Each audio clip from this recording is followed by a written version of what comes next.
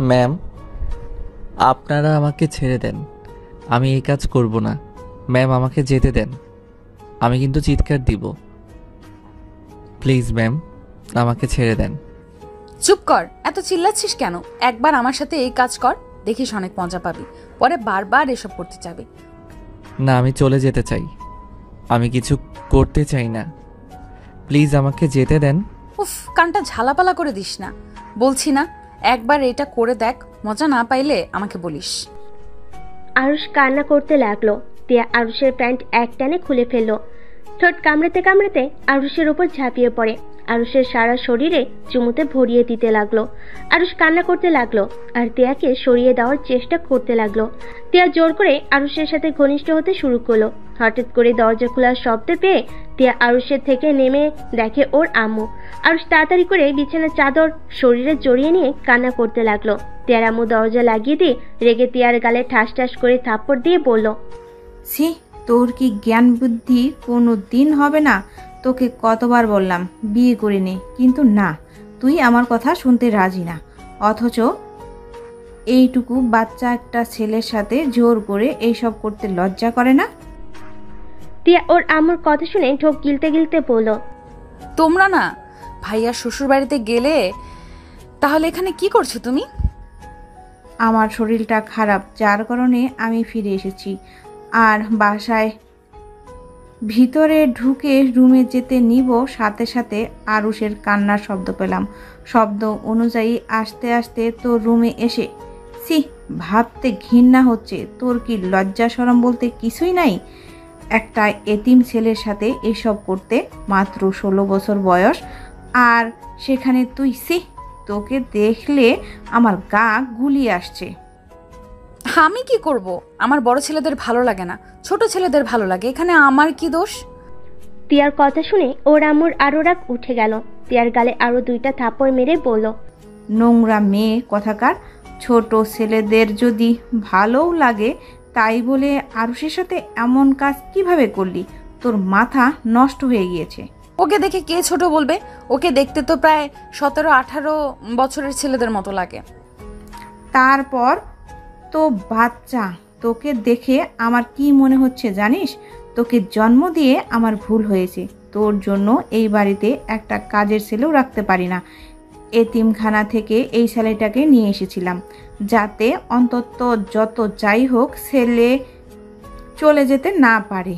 তোর আব্বু ভাইয়া যদি একবার জানে এই সব ছেলেরা কেন চলে যায়, তাহলে কি হবে ভেবে দেখেছিস? আমি অত কিছু জানি না। আমার আরুষকে লাগবে মানে লাগবে। এটা কোনোভাবে সম্ভব না। আরুষ, আমার সাথে আয়। আরুষ কান্না করতে করতে বলল, বড় ম্যাম, আমি এতিমখানায় চলে যাব। আমি এখানে থাকবো না। আপনাকে আগেই বলছিলাম ম্যাম আমার সাথে কেমন যেন করে। আপনি আমাকে বলেছিলেন আর করবে না। কি হলো? কি হলো? এখন তো উনি আমার সারা শরীর উলঙ্গ করে দিল। চুপ, বেশি কথা বলে খুন করে রেখে দিব। তিয়ার কথা শুনে আরুষ ভয়ে চুপ হয়ে গেল। তিয়ার আম্মু আরুষকে বলল, আরুষ, শার্ট প্যান্ট পরে নে। আর শুন, তোর বড় সাহেবকে বা ছোট সাহেবকে কিছু বলবি না, বললে কিন্তু তোর ক্ষতি হবে। আরুষ কথাটা শুনে কান্না করতে লাগলো। তিয়ার আম্মু শার্ট প্যান্ট দিয়ে চলে গেল। তিয়ার আগে গজ গজ করতে করতে ওয়াশরুমে চলে গেল। আরুষ শার্ট প্যান্ট পরে রুম থেকে দৌড়ে বের হয়ে গেল। নিচে গিয়ে সোজা ওর রুমে চলে গেল। আরুষ ভয়ে ভয়ে খাটের এক কোণায় বসে ফুপিয়ে ফুপিয়ে কাঁদতে লাগলো। আরুষের কাঁধে রহিমা এসেছে হাত দিতে। আরুষ চমকে যায়।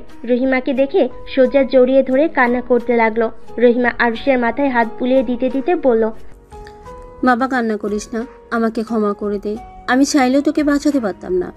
আমি যদি বাধা দিতাম তাহলে আমাকে চাকরি থেকে সরিয়ে দিত। আমার অবস্থা তো জানিস। এই চাকরিটাই চলে গেলে না খেয়ে মারা যেতে হবে বাচ্চা নিয়ে। আর তুই তো অনেক বুদ্ধিমান, এভাবে কান্না কেন করছিস? চোখ মুছ। শোন, তুই আজকে রাতে পালিয়ে যাবি। এখানে থাকলে তুই তিয়া ম্যামের হাত থেকে বাঁচতে পারবি না। এর আগে অনেক ছেলের সাথে এমন করেছে। আমার ছোট ছেলেকেও ছাড়ে নেয়। আমার ছেলে শুধুমাত্র ওর জন্য আজ এই অবস্থা। আমার ছেলে আগে তোর মতো ছিল, খুব চঞ্চল দুরন্ত ছিল। ভুলবশত এখানে নিয়ে এসেছি। আমার ছেলের জন্য কাল হয়ে গেছে। ওকে যেমন দেখছিস, ওর ফ্রেন্ডগুলো ওর থেকে জঘন্য। আমার ছেলের উপরে এত অত্যাচার করেছিল, এখন মেয়ে মানুষ দেখলে ভয় পায়, সবসময় পাগলামি করে। আজ গরিব বলে এর প্রতিবাদও করতে পারি না। তার মানে রবি ভাইয়া পাগল বানাইছে ম্যাম? তার মানে ম্যামের সাথে আর কিছুক্ষণ থাকলে আমি পাগল হয়ে যাইতাম? না, ওই পাগল বানিয়েছিল, আমার ছেলের মাথায় আঘাত করেছিল আর মানসিক শারীরিক টর্চার করে। এই বড় সাহেব আজও জানে না, শুধু ম্যাম আর বৌমনি জানে। আমি স্যারকে সব বলে দিব। না, এমন কাজ ভুলেও করিস না, তাহলে তোকে ওই মেরে ফেলবে। তুই পালিয়ে যা এখান থেকে। আরুষ কিছু বলতে যাবে, তখনই তিয়ার আম্মু রুমে ঢুকে। রহিমা তিয়ার আম্মুকে দেখে আরুষকে ছেড়ে উঠে নিচের দিকে তাকিয়ে থাকে। আরুষ বসা থেকে উঠে বলল, ম্যাম কিছু বলবেন? রহিমা, তুমি বাইরে যাও, আরুষের সাথে আমার কথা আছে। রহিমা চলে গেল। আরুষ তিয়ার আম্মুর দিকে ভয়ে ভয়ে তাকিয়ে থাকলো। তিয়ার আম্মু আরুষের হাত ধরে বলল, আরুষ, আমাকে একটা সাহায্য করবে? ম্যাম এভাবে বলছেন কেন? জি বলেন, কি করতে হবে? দেখো, আমার মেয়ে তোমার উপরে একবার যখন নজর দিয়েছে তখন তোমাকে ও ছাড়বে না। তাই আমি বলছি, তুমি আমার মেয়েকে বিয়ে করবে? আরুষ তিয়ার আম্মুর কথা শুনে অবাক হয়ে গেল। আরুষ ভুরু কুচকে বলল, বিয়ে তো বড় মানুষ করে, আমি তো ছোট, আমার তো বিয়ের বয়স হয় নাই। আমি জানি তোমার বিয়ের বয়স হয় নাই, কিন্তু তুমি দেখতে বড় ছেলেদের মতোই আছো। তোমাকে দেখে অতটাও বাচ্চা ছেলে মনে হয় না। তোমার বয়স বাড়িয়ে দেওয়া হবে বিয়ের জন্য। তুমি যদি তিয়াকে বিয়ে করো তাহলে আমি তোমাকে একটা বাড়ি গাড়ি গিফট করব। এমনকি তোমার পড়াশোনার সব খরচ আমরা দিব। তোমাকে আর কাজের লোক হয়ে থাকতে হবে না। তুমি তো এতিম, তোমার একটা পরিবারের দরকার আছে, তাই না? আরুষ অবাক হয়ে তিয়ার আম্মুর দিকে তাকিয়ে থাকলো। আরুষ তিয়ার আম্মুকে বলল, আমাকে সত্যি পড়তে দিবেন? আমি তাহলে রাজি আপনার মেয়েকে বিয়ে করতে, কিন্তু উনি যে পচা কাজ করতে নাই। দেখো, এমনিতে পচা কাজ করবে যেটা হারাম, কিন্তু বিয়ে যদি করো তাহলে জিনিসটা হারাম হবে না। এখন বলো, হারাম করা ভালো নাকি পবিত্রভাবে করা ভালো? তিয়ার আম্মুর কথা আরুষের মাথার উপর দিয়ে গেল। আরুষ না বুঝে মাথা নেড়ে হ্যাঁ সূচক জবাব দিল। তিয়ার আম্মু হাসি মুখে বলল, গুড বয়। আচ্ছা, তুমি তাহলে থাকো। আর শুনো, তোমাদের বিয়ের কথা তোমার বড় সাহেবকে বলবে না, ওকে? কেন? তোমার বড় সাহেব জানলে রেগে যাবে। এমন হতে পারে তোমাকে ঘাট ধাক্কা দিয়ে বের করে দিতে পারে, বা তোমাকে মেরেও ফেলতে পারে। আরুষ ভয় পেয়ে ঢোক গিলতে গিলতে বলল, তাহলে আমি বিয়ে করব না। আরে, বিয়ে লুকিয়ে করলে কোনো সমস্যা হবে না তো। এত ভয় কেন পাও? তুমি না সাহসী ছেলে, এত ভয় পেলে চলবে? তিয়ার আম্মু আরুষকে অনেকভাবে বোঝাতে লাগলো। বুঝিয়ে আরুষের রুম থেকে বের হয়ে গেল। তিয়ার রুমে গেলে দেখে তিয়া উপর হয়ে শুয়ে আছে। তিয়ার আম্মুর ডাক দিতে তিয়া খাটের উপর বসে পড়ল। কি হয়েছে? তোর সাথে কথা আছে। ঠান্ডা মাথায় আমার কথা শুনে। কি বলবে? তাড়াতাড়ি বলো। আমি তোকে আরুষের সাথে বিয়ে দিতে চাই। কি? বিয়ে দিতে চাই। আরুষের বয়স বাড়িয়ে নিয়ে আসবো। আগামীকাল তোর আর আরুষের বিয়ে। কিন্তু হ্যাঁ, এই বিয়ের কথা কেউ যেন না জানে। দেখ, আমি জানি তুই আরুষকে ছাড়বি না, তাই বিয়ে করে ফেল। ওর কিছু হয়ে গেলে কেউ খোঁজার কেউ নাই, আর না কেউ আফসোস করবে। ওই একটা এতিম ছেলে। তাই বলে বিয়ে কেন করতে হবে? বিয়ে করব না, বিয়ে করতে চাই না। আমি যেমন আসছি তেমন ভালো আছি। আরে, বিয়ে করলে কি সমস্যা? তোর মন চাইলে ওকে ছেড়ে দিতে পারবি। তিয়া কিছুক্ষণ ভেবে ওর আম্মুর দিকে তাকিয়ে দুষ্টু একটা হাসি দিয়ে বলল, ওকে, আমি বিয়ে করতে রাজি। আর ওকে বলে দিও ওই যে আমার স্বামী কাউকে যেন না বলে। বলে দিচ্ছি। এই বলবে না?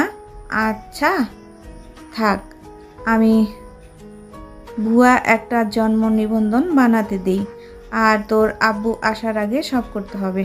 ওকে। তিয়ার আম্মু চলে গেল। তিয়া খাটে বসে থেকে ওর বন্ধুদের কল দিয়ে কথা বলতে লাগলো। আরুষ রুমে শুয়ে আছে। রহিমা আরুষের কাছে এসে বলল, কি ভাবিস? না কিছু না। ম্যাম তোকে কি বললো রে? বলা যাবে না, ম্যাম বলতে না করছে। আমি তোর মায়ের মতো, আমাকে বল কি হয়েছে। প্রমিস করো কাউকে বলবে না। না, কাউকেই বলবো না, বল। আমার আর ছোট ম্যামের বিয়ে, কিন্তু কাউকে জানানো যাবে না। কি? তোর বয়স কি আর তার বয়স কি? পাগল হয়ে গেছে নাকি? কিছু করার নাই। বিয়ে না করলে আমাকে মেরে ফেলবে, তার থেকে বিয়ে করলে পড়তে দিবে, আবার একটা বাড়ি দিবে। গরিবরা হলো বড় লোকদের কেনা গোলাম, যা ইচ্ছে তাই করবে, কোনো সমস্যা নাই। এইটা যদি গরিব ঘরে কোনো মেয়ে করতো তাহলে তাকে গালি ভাষায় কথা বলতো। আর বড় লোকের মেয়ে এমন জঘন্য জঘন্য কাজ করে, কিন্তু এইগুলো স্বাভাবিকভাবে ধরে নেয়। রহিমার চোখ বেয়ে পানি ছিল। শুধু আরুষ কিছুই বুঝতে পারলো না, শুধু তাকিয়ে দেখে বলল, খালা কি হলো, কান্না করছো কেন? না, কিছুই হয় না। কথাটা বলে চলে গেল। আরুষ কিছু বলল না, চলে যাওয়ার দিকে তাকিয়ে দেখতে লাগলো। তিয়ার আম্মু রুমে বসে তার আব্বুর সাথে কথা বলতে লাগলো। তুমি কবে আসবে? বাসায় যাওয়া হবে না, এখান থেকে লন্ডন চলে যাব। লন্ডন চলে যাবে? কতদিন থাকতে হবে? বেশি না, 4 দিন লাগবে। ও আচ্ছা, সাবধানে যাও। রনিও কি তোমার সাথে যাবে? হ্যাঁ, বৌমা বাসায় চলে যাবে। আচ্ছা। তিয়ার আম্মু কথা বলতে লাগলো। কথা বলা শেষ হলে কল কেটে দিল। তিয়ার রহিমাকে বলল, আরুষকে আমার খাবার নিয়ে আসতে বলো, যাও। আচ্ছা। রহিমা তিয়ার রুমটা গুছিয়ে দিয়ে নিচে চলে গেল। আরুষকে দেখে বলল, তোকে খাবার নিয়ে যেতে বলেছে, আমি খাবার বেড়ে দেই, তো নিয়ে যা। আরুষ ভয় পেতে লাগলো। রহিমা সাহস দিল। তারপর আরুষ খাবার নিয়ে ভয়ে ভয়ে সিঁড়ি বেয়ে যেতে লাগলো। আরুষ তিয়ার রুমের সামনে গিয়ে দরজা নক করলো। তিয়া আরুষকে বলল, ভেতরে আয়। আরুষ খাবারের প্লেট টেবিলের উপর রেখে চলে যেতে নিতে, তখনই তিয়া রেগে গিয়ে বলল, ওই তোকে যেতে বলছি আমি। আরুষ সাথে সাথে পা থামিয়ে দিয়ে ভয়ে ভয়ে পিছনে ঘুরে তাকালো। আরুষকে কাঁপতে দেখে তিয়া বলল, এত ভয় পাচ্ছিস কেন? এইদিকে আয়, আমার সামনে বসে তো, আমি খাবার খাবো আর তোকেও দেখবো। আরুষ কিছু না বলে সোফায় গিয়ে বসলো। তিয়া খাবারের প্লেট নিয়ে খেতে লাগলো আর আরুষকে ভালো করে দেখতে লাগলো। আরুষ ফ্লোরের দিকে তাকিয়ে আছে।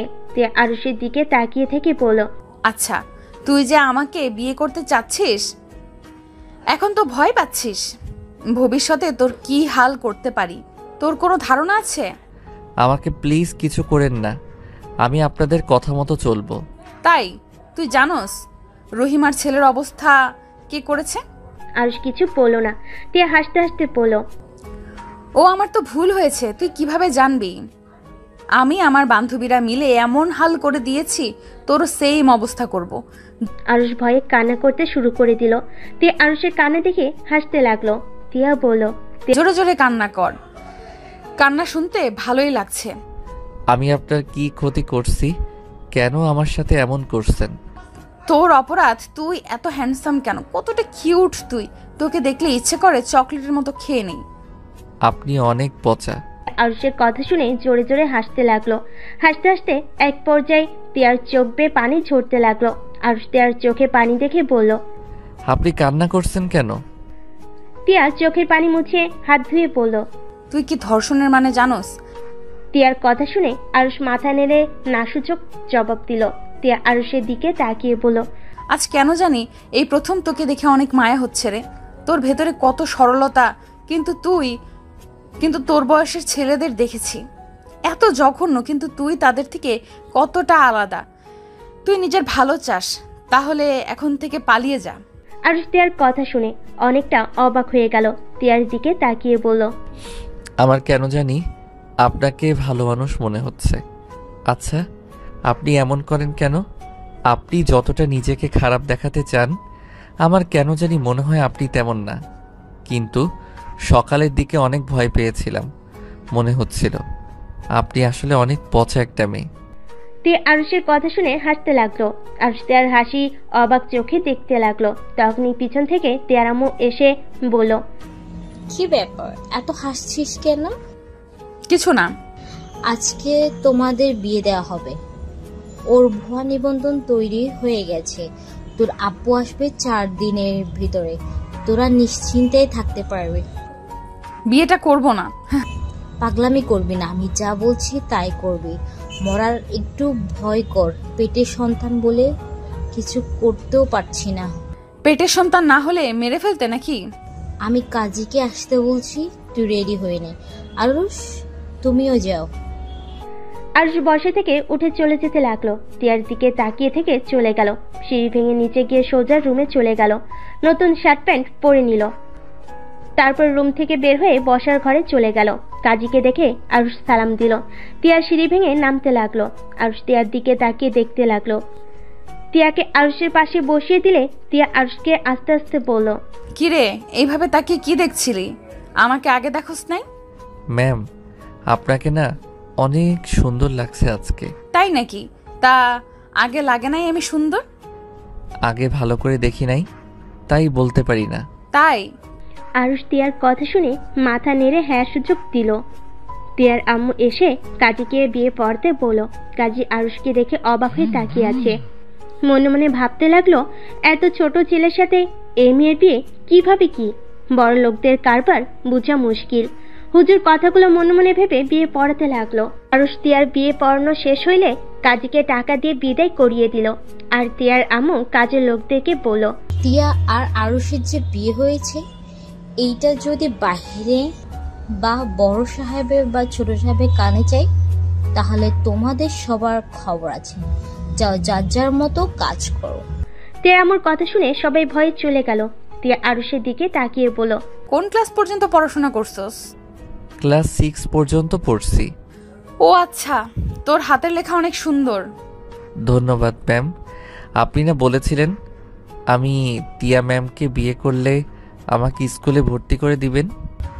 দিব। তোমার বড় স্যার আসলে ওকে বলে ভর্তি করিয়ে দিব। আচ্ছা। আম্মু, আমার এই শাড়িতে অনেক গরম লাগছে, আমি রুমে চলে গেলাম। টিয়া সিঁড়ি ভেঙে চলে গেল। আরুষ নিজের রুমে চলে গেল। আরুষ বসে থেকে ভাবতে লাগলো, আচ্ছা, আমার তো বিয়ে হয়ে গেল, উনি আমার বউ, ওনাকে কি আমি বউ বলবো নাকি ম্যাম বলে ডাকবো? যাই, ম্যামের থেকে শুনে আসি। আরুষ কথাগুলো ভাবতে ভাবতে রুম থেকে বের হয়ে সোজা সিঁড়ি ভেঙে টিয়ার রুমে চলে গেল। টিয়ার রুমে গিয়ে দরজা নক করলে টিয়া বলল, কে? ম্যাম, আমি। ও ভেতরে আয়। আরুষ দরজা খুলে ভিতরে ঢুকে সামনের দিকে তাকিয়ে ভ্যাবাচেকা খেয়ে গেল। আরুষ সাথে সাথে পিছনে ঘুরে তাকিয়ে বলল, সরি ম্যাম, আমি বুঝতে পারি নাই, আমাকে ক্ষমা করে দেন। আরুষের কথা শুনে টিয়া ফিক করে হেসে দিল। টিয়া আরুষকে বলল, এত সরি বলতে হবে না। আর এত লজ্জা পাচ্ছিস কেন? তুই তো এখন আমার স্বামী হোস, তাই আমাকে এইভাবে দেখলে সমস্যা নেই। আরুষ লজ্জা লজ্জা মুখ করে সামনের দিকে তাকিয়ে বলল, বউদের সব দেখা যায়, বউরা রাগ করে না। না, শোন, আমার জামার চেনটা লাগিয়ে দে। না, আমার শরম করছে। শরম রাখ, যা বলছি তাই কর। আরুষ লজ্জা পেতে পেতে টিয়ার কাছে গেল। টিয়ার জামার চেন লাগাতে লাগলো। আরুষের মুখ আয়নায় দেখা যাচ্ছে। টিয়ার অনেক হাসি পেল। টিয়া হুট করে ঘুরলে আরুষের হাত সোজা টিয়ার বুকে গিয়ে লাগলো। আরুষ হা হয়ে গেল। টিয়ার দিকে তাকাতেই টিয়া বলল, এটা কি করলি? আরুষ টিয়ার কথা শুনে তাড়াতাড়ি করে হাত নামিয়ে চোখ নামিয়ে কান্না কান্না কণ্ঠে বলল, আমি তো ইচ্ছে করে হাত দেই নাই, আপনিই তো পিছন থেকে সামনের দিকে ঘুরলেন। আমি সত্যি ইচ্ছে করে আপনার বুকে হাত দেই নাই। টিয়া আরুষের কথা শুনে হাসতে লাগলো। আরুষের ভয় আরো বেড়ে গেল। টিয়ার সাথে সাথে আরুষের মাথার পিছনে ধরে ঠোঁটের সাথে ঠোঁট লাগিয়ে দিল। আরুষের চোখ বড় বড় হয়ে গেল। টিয়া আরুষের ঠোঁট জোড়া খেতে লাগলো। আরুষ অবাক হয়ে চুপ করে দাঁড়িয়ে থাকলো। আরুষ খেয়াল করলো ভিতরে অন্যরকম ফিলিংস হচ্ছে। আরুষের নিঃশ্বাস বন্ধ হয়ে যেতে লাগলো। আরুষ তার মুখ ঠেলে সরিয়ে দিল। টিয়া আবারও কিস করতে যাবে, আরুষ মুখে হাত দিয়ে বাধা দিল। জোরে জোরে নিঃশ্বাস ছাড়তে ছাড়তে বলল, ম্যাম, আপনার ঘৃণা করলো না আমার ঠোঁট এভাবে নিজের মুখে নিতে? না, ঘৃণা লাগে না আমার। কাছে আয়। টিয়া আরুষের মাথা ধরে আবার কিস করতে লাগলো। আরুষকে খাটের দিকে নিয়ে গিয়ে ফেলে দিল। আরুষের উপর উঠে 2 হাত চেপে ধরে কিস করতে লাগলো। আরুষের ভিতর যেন ভালো লাগা কাজ করতে লাগলো। টিয়া আরুষের শার্ট খুলতে যাবে, সাথে সাথেই আরুষ হাত দিয়ে ফেললো। টিয়া আরুষের হাত সরিয়ে দিয়ে ঠোঁট ছেড়ে দিয়ে বলল, আরুষ, এমন করছিস কেন? তোর কি ভালো লাগছে না নাকি? শোন, আমরা এখন স্বামী স্ত্রী, আমাদের এইসব করা জায়েজ আছে। বাধা দিলে কিন্তু তোর পাপ হবে। তাহলে আপনি বিয়ের আগে কেন আমার সাথে এমন করছিলেন? তখন আমার পাপ হয়েছিল, এখন আর পাপ হবে না, কারণ এইটা স্বামীর সাথে করা জায়েজ আছে। আপনি তো তাহলে অনেক পাপ করছেন। আপনার সাথে থাকলে আমারও পাপ হবে। আমি চলে যাব। থুর, তোর কানে কি ঢোকে না? কি বললাম, এখন কোনো পাপ হবে না। আর আমাকে আদর করতে দে, না হইলে কিন্তু তোর খবর আছে। আর বিয়ের পরে স্বামী যদি স্ত্রী ইগনোর করে বা বউকে সুখ না দেয়, বউকে কষ্ট দেয়, তাহলে সেই স্বামীর গুনাহ হবে। এখন নিজেই ভেবে দেখ, আমাকে বাধা দিবি নাকি গুনাহ বাড়াবি? আরুষ তিয়ার কথা শুনে বলল, না না, বাধা দিব না। আমি জাহান্নামে যেতে চাই না। গুড, তাহলে আমার কাজ আমাকে করতে দে আর নিজেও শিখে নে। পরের বার কিন্তু আমাকে নিজে থেকে আদর করতে হবে কিন্তু। আরুষ তিয়ার কথা শুনে মাথা নেড়ে হ্যাঁ সূচক দিল। তিয়া আরুষের উপর ঝাঁপিয়ে পড়ল। আরুষ আস্তে আস্তে শুধু অবাক হয়ে যেতে লাগলো। শুধু আরুষ অবাক হয়ে সবকিছু বোঝার চেষ্টা করতে লাগলো। তিয়া আরুষকে আদর করতে করতে ক্লান্ত হয়ে গেল। আরুষের উপর থেকে উঠে বালিশে মাথা দিয়ে শুয়ে আরুষকে বুকে জড়িয়ে ধরে বলল, কেমন লাগলো? অনেক ভালো। তখন না বাধা দিচ্ছিলি, আরো করবি? পরে, এখন শুয়ে থাক আমার উপরে। না না না, আমার আবার করতে ইচ্ছে করছে। চলেন না আবার করি। আরুষ তিয়ার সাথে পাগলামি করতে লাগলো। তিয়া আদর করতে না দিলে আরুষ কান্না শুরু করে দিল। তিয়া আরুষের কান্না দেখে বলল, আচ্ছা আয়, তাও কান্না করিস না। আরুষ খুশি হয়ে চোখ মুছে তিয়া যেমন যেমন ভাবে আদর করলো, আরুষ ঠিক সেই রকম ভাবে আদর করতে লাগলো। তিয়া চোখ বন্ধ করে আরুষের ভালোবাসার স্পর্শগুলো অনুভব করতে লাগলো। আরুষ অনেকক্ষণ আদর করে তিয়ার উপরে শুয়ে পড়লো। আরুষের মাথায় তিয়া হাত বুলিয়ে দিতে লাগলো। আরুষ তিয়ার দিকে মুখ তুলেই বলল, আমি আপনার মতো পারছি। আমি এখন বুঝছি আপনি কেন এমন করতেন। এইটা তো অনেক মজা। তাই? কিন্তু তাই বলে অন্য মেয়েদের কাছে যাস না। কেন? আপনি না অন্য ছেলেদের কাছে গেলে আমি অন্য মেয়েদের সাথে এমন করব? মার দিব। মারবেন কেন? আপনি করলে আমি পারবো না কেন? চুপ করে শুয়ে থাক, কথা বলিস না। আরুষ আর কিছু না বলে তিয়ার বুকে মুখ লুকিয়ে শুয়ে থাকলো। আর শুয়ে থাকতে থাকতে তিয়ার বুকের উপর ঘুমিয়ে গেল। হঠাৎ করে তিয়ার ফোন বেজে উঠলো। তিয়া ফোনটা হাতে নিয়ে দেখে ওর বান্ধবীরা কল দিয়েছে। তিয়া ভিডিও কল রিসিভ করলে ওর বান্ধবীরা বলে উঠলো, কিরে, তুই জামাই একা বুকে রেখে দিয়েছোস? আমাদের কবে দিবি? আমরা একটু টেস্ট করে দেখতাম। আরে করিস, আপাতত আমার জিনিস আমার কাছে থাক। তা তো হবে না, তুই তো বলছিস বিয়ের পর বাসর রাতটাই পার হইলে পরের দিন তুই আমাদের কাছে নিয়ে আসবি। বলছি, বাট ওই তো ছোট, এতজনকে সামলাবে কিভাবে? তিয়ার কথা শুনে সবাই হাসতে লাগলো। আনিকা রেগে গিয়ে বলল, ফাইজলামি করস? এতক্ষণে ওকে ছোট মনে হচ্ছে? নিজে আদর খাওয়ার সময় ছোট মনে হয় না, আর আমাদের বেলায় ছোট? 10টা ছেলের সাথে রাত কাটাইছস, কই একবারও তো ওদের কথা ভাবলি না? ওরা ছোট নাকি বড় নিজের চাহিদা তো মিটিয়ে নিলি, আর এখন বিয়ে করছস, এখন ছোট তাই না? আরে আজব, রেগে যাচ্ছিস কেন? আমি কি তোকে না করছি নাকি? তুই নিয়ে যা, এতে সমস্যা নাই। আরে আর সব পোলাপাইন থেকে ওই অনেক কম বুঝে, মানে অতটা চালাক না। ওকে যা বোঝানো যায় তাই বোঝে। তাই নাকি? তাহলে তো অনেক ভালো, আমরা যা বলবো তাই শুনবে। রহিমা খালা ছেলের মতো বেশি পাকনামি করলে একটা আস্ত খুন করে ফেলে দিব। ধ্যাৎ, ও এত চালাক না যে আমাদের ভিডিও ফোনে বন্দি করবি। আর ওর তো কোনো ফোন নাই। কি ব্যাপার, তুই চুপচাপ আমাদের কথা শুনছস নাকি? না, ঘুমিয়ে গেছে। ও আচ্ছা, শোন, ওকে সকালে নিয়ে আয় আমাদের বাগান বাড়িতে। সকালে? কাজ আছে, সকালে না। শোন, 4 দিন আব্বু বাহিরে থাকবে, তাই আমি চাচ্ছি এই 4 দিন আমার কাছে থাক। 4 দিন পর তোদের কাছে পাঠিয়ে দেব। আর এই 4 দিন আমরা কি করব? আরে শোন, ওই এখনো অনেক অবুঝ। আমি এই 4 দিনে সব কিছু শিখে ফেলবো, তারপর তোদের জন্য আরো ভালো হবে। এখন বোঝাতে গেলে মাথা নষ্ট হয়ে যায়। আদর করতে দিতে চাই না, খালি প্রশ্ন করে আর বাধা দেয়। তোর তো আবার বাধা সহ্য হয় না, তাই বলছিলাম আমি আগে সব শিখিয়ে নিই। ওকে, তাহলে 4 দিন পর কিন্তু নিয়ে আসবি ওকে। ওকে। তিয়া আর কিছুক্ষণ কথা বলে ফোনটা রেখে দিল। আরুষকে বালিশের উপর শুয়ে দিল। আরুষের দিকে তাকাতেই তিয়ার ভিতরে ভালো লাগা কাজ করলো। তিয়া এক নজরে তাকিয়ে দেখতে লাগলো। আরুষের কপালে ঠোঁটে আলতো করে ঠোঁটের স্পর্শ এঁকে দিল। তিয়া মনে মনে ভাবতে লাগলো, তোর ভেতরে একটা ব্যাপার আছে, তোকে যে ভালো করে দেখবে তোকে ভালোবেসে ফেলতে বাধ্য হবে। তিয়া কথাগুলো বলে খাট থেকে নেমে আলমারি থেকে পোশাক নিয়ে ওয়াশরুমে চলে গেল। গোসল করে এসেছে, চুল শুকাতে লাগলো। চুল শুকিয়ে আরুষের পাশে এসে আরুষকে জড়িয়ে ধরে ঘুমিয়ে গেল। সন্ধ্যার দিকে আরুষের ঘুম ভাঙলে দেখতে পারে তিয়া ওর বুকের উপরে শুয়ে আছে। আরুষ আলতো করে মুখের উপরে চুল সরিয়ে দিলে তিয়ার ঘুম ভেঙে যায়। তিয়া আরুষের ঠোঁটে আচমকা কিস করে দিল। আরুষ চমকে যায়। তিয়া হাসি মুখে বলল, ঘুম কেমন হয়েছে? অনেক ভালো। আমাকে ছাড়েন, আমি আমার রুমে যাই। আচ্ছা যাও, রুমে গিয়ে গোসল করে ছাদে চা নিয়ে যাবে, আমি বই নিয়ে যাব। আচ্ছা। আরুষ খাট থেকে নেমে প্যান্ট পরে শার্টটা কাঁধে ঝুলিয়ে নিল। আরুষ চলে যাবে তখনই তিয়া বলল, বউয়ের কপালে চুমু দেওয়া সুন্নত, এটা জানো না নাকি? আরুষ তিয়ার কপালে চুমু দিল। তিয়া আরুষের মাথা ধরে ঠোঁটে কিস করে ছেড়ে দিল। তিয়া মুচকি হাসি দিল। আরুষ হাসি মুখে রুম থেকে বের হয়ে গেল। নিচে গিয়ে দেখে তিয়ার আম্মু আর ভাবি রূপা বসে আছে। আরুষকে দেখে রূপা বলল, আরুষ, কি অবস্থা? আলহামদুলিল্লাহ ভালো ম্যাম। আমার ননদ কই? উনি রুমে আছে। ও আচ্ছা। আচ্ছা থাকেন, আমি যাই। গোসল করে ম্যামের জন্য চা নিয়ে ছাদে যেতে হবে। ও আচ্ছা, শোনো, আমার জন্য চা বানিয়ে নিয়ে যাও, আমিও ছাদে যাচ্ছি। আচ্ছা। আরুষ রুমে চলে গেল। আরুষ রুমে গিয়ে ওয়াশরুমে ঢুকে গোসল করতে লাগলো। আর এইদিকে টিয়া খাট থেকে নেমে ওয়াশরুমে গিয়ে ফ্রেশ হয়ে নিল। রূপার রুমের ভিতরে ঢুকে বলল, বাহ, আমার ননদকে খুব খুশি লাগছে। রূপার কণ্ঠ পেয়ে টিয়া চমকে গেল। পিছনে ঘুরে রূপাকে দেখে দৌড়ে এসে জড়িয়ে ধরে পড়ল।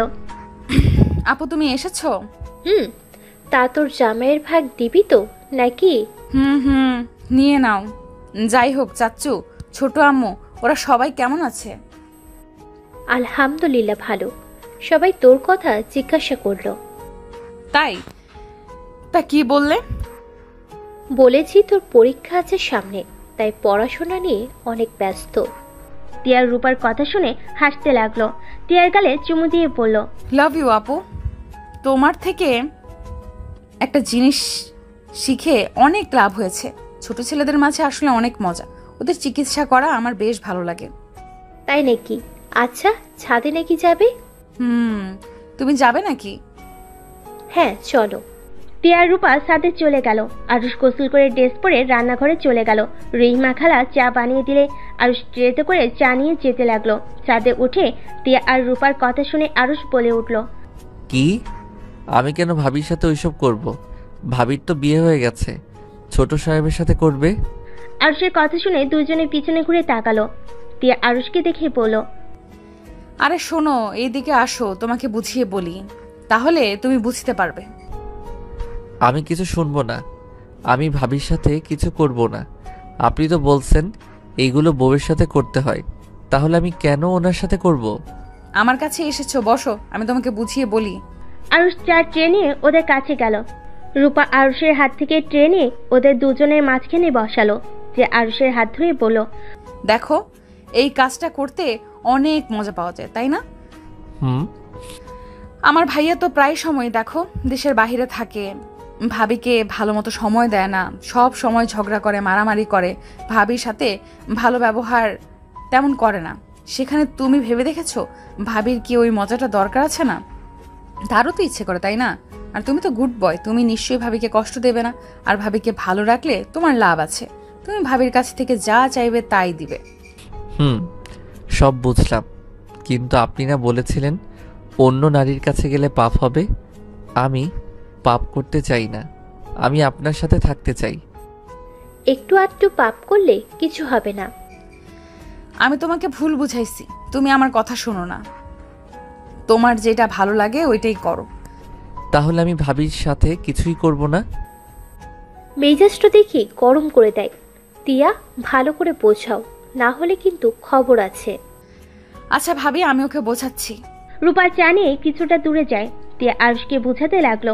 অনেকক্ষণ বোঝানোর পর আরুষ বুঝতে পারলো। তখন আরুষ বলল, ওকে ডান, বাট আমাকে স্কুলে ভর্তি করে দিবেন। আর ভাবি কি সত্যি আমাকে পড়াতে পারবে? আপুর তো মাস্টার্স পড়া শেষ, তোমাকে কেন, আমাকেও পড়াতে পারবে। আমি তো আপুর কাছে পড়তে যাই, তুমি দেখো নাই? না, আমি তো এসেছি 10 দিন হলো, তাই অত কিছু খেয়াল করি নাই। আচ্ছা যাও, ভাবিকে বলো তুমি তাকে আদর করতে রাজি। তিয়ার কথা শুনে আরুষ রূপার কাছে গিয়ে বলল, ভাবি, আমি আপনাকে আদর করতে রাজি আছি। তাই আসো, আমাকে জড়িয়ে ধরো তো, দেখি কিভাবে আদর করতে হয়, জানো কি না? এখানে? আরুষ রূপার হাত ধরে টানতে নিজের কাছে নিয়ে আসলো। আরুষ রূপার বুকের উপর থেকে শাড়ি সরিয়ে দিয়ে গলায় কিস করতে লাগলো। তিয়া এইগুলো দেখে নিজের অজান্তেই বলে উঠল, আরুষ। তিয়ার কণ্ঠ পেয়ে আরুষ রূপাকে ছেড়ে দিয়ে তিয়ার দিকে তাকালো। রূপা বিরক্ত হয়ে পড়ল, কি হয়েছে, ডাক দিলে কেন? আপু এখন কেউ এসেছে, যাবে রুমে গিয়ে কারোর, এখন আসো 3 জন মিলে বসে আড্ডা দেই। আচ্ছা আরুষ, চলো। আরুষ আর রূপা তিয়ার কাছে গেল। আরুষ দুজনের মধ্যে বসলো। দুজন আরুষের কাঁধে মাথা দিয়ে আকাশের দিকে তাকিয়ে থাকলো। আরুষ মনে মনে ভাবতে লাগলো, আচ্ছা, আমার কেন এমন লাগছে? টিয়া ম্যামকে টাচ করলাম, এতটা ভিতরে খারাপ লাগে নাই, কিন্তু রূপা ভাবিকে টাচ করতে ইচ্ছে করছে না কেন? ওনার প্রতি কেমন একটা ঘৃণা ফিল হচ্ছে কেন? আমার কি কাজটা ঠিক হচ্ছে? ওয়েট, রহিমা খালা থেকে শুনলেই তো হয়। আরুষ কথাগুলো ভেবে বসা থেকে উঠে পড়লো। দুজন পড়ে যেতে নিলে সাথে সাথে আরুষ ধরে সোজা করে বসিয়ে দেয়। তিয়া রেগে গিয়ে বলল, এইভাবে উঠলে কেন? আপনারা বসেন, আমি নিচে যাব, আমার বাথরুমে যেতে হবে। আচ্ছা যা। আরুষ কথাটা বলে নিচে চলে গেল। নিচে গিয়ে রহিমা খালাকে খুঁজতে লাগলো। অনেক খুঁজে শেষে রান্নাঘরে পেল। আরুষ রহিমাকে বলল, খালা, আপনার সাথে আমার কিছু কথা আছে। কি কথা? এখানে বলবো? বল। আচ্ছা, স্বামী স্ত্রী সম্পর্কে কিছু বলেন তো। স্বামী স্ত্রী সম্পর্ক মানে কি, কিভাবে থাকতে হয়? আরুষের কথা শুনে সবাই হাসতে লাগলো, শুধু রহিমা ছাড়া। রহিমা খালা আরুষকে বলল, আরুষ তুই রুমে যা, আমার রান্না শেষের দিকে। বলেন না। যেতে বলছি না, যা। আরুষ আর কিছু বলল না। আরুষ নিজের রুমে চলে গেল। রহিমা খালার অপেক্ষায় থাকতে লাগলো। অনেকক্ষণ অপেক্ষা করার পর রহিমা খালা আরুষের রুমে ঢুকলো।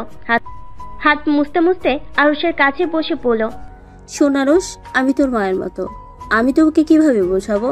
আর তুই অনেক ছোট, বাট তারপর যখন বলছিস তখন বলছি, স্বামী স্ত্রীর সম্পর্ক এতটাই পবিত্র সম্পর্ক। স্বামী স্ত্রীর সম্পর্ক বন্ধুত্বের। কুরআন মাজিদের ভাষায় ইমানদার নর ও নারী পরস্পরের বন্ধু ও সাথী। তারা ভালো কাজের আদেশ করে ও মন্দ কাজে নির্দেশ করে। আল্লাহ পাক স্বামী স্ত্রীর প্রকৃতিতেই পরস্পরের প্রতি প্রেম, নীতি, ভালোবাসা দান করেছেন।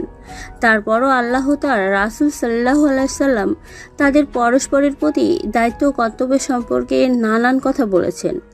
স্বামী স্ত্রী পরস্পরের প্রতি দয়া ও ভালোবাসা পোষণ করবে এবং হযরত রাসূলুল্লাহ সাল্লাল্লাহু আলাইহি সাল্লাম নিজে সেটি বলেছেন ও দেখিয়ে দিয়েছেন।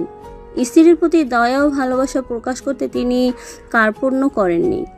দাম্পত্য জীবন একান্ত গোপনীয়, তারপরও উম্মতের শিক্ষার জন্য তিনি তার স্ত্রীদের প্রকাশ করার জন্য বলেছেন। হযরত রাসূলুল্লাহ সাল্লাল্লাহু আলাইহি সাল্লাম মেজাজি ও কাঠখোট্ট টাইপের ছিলেন না।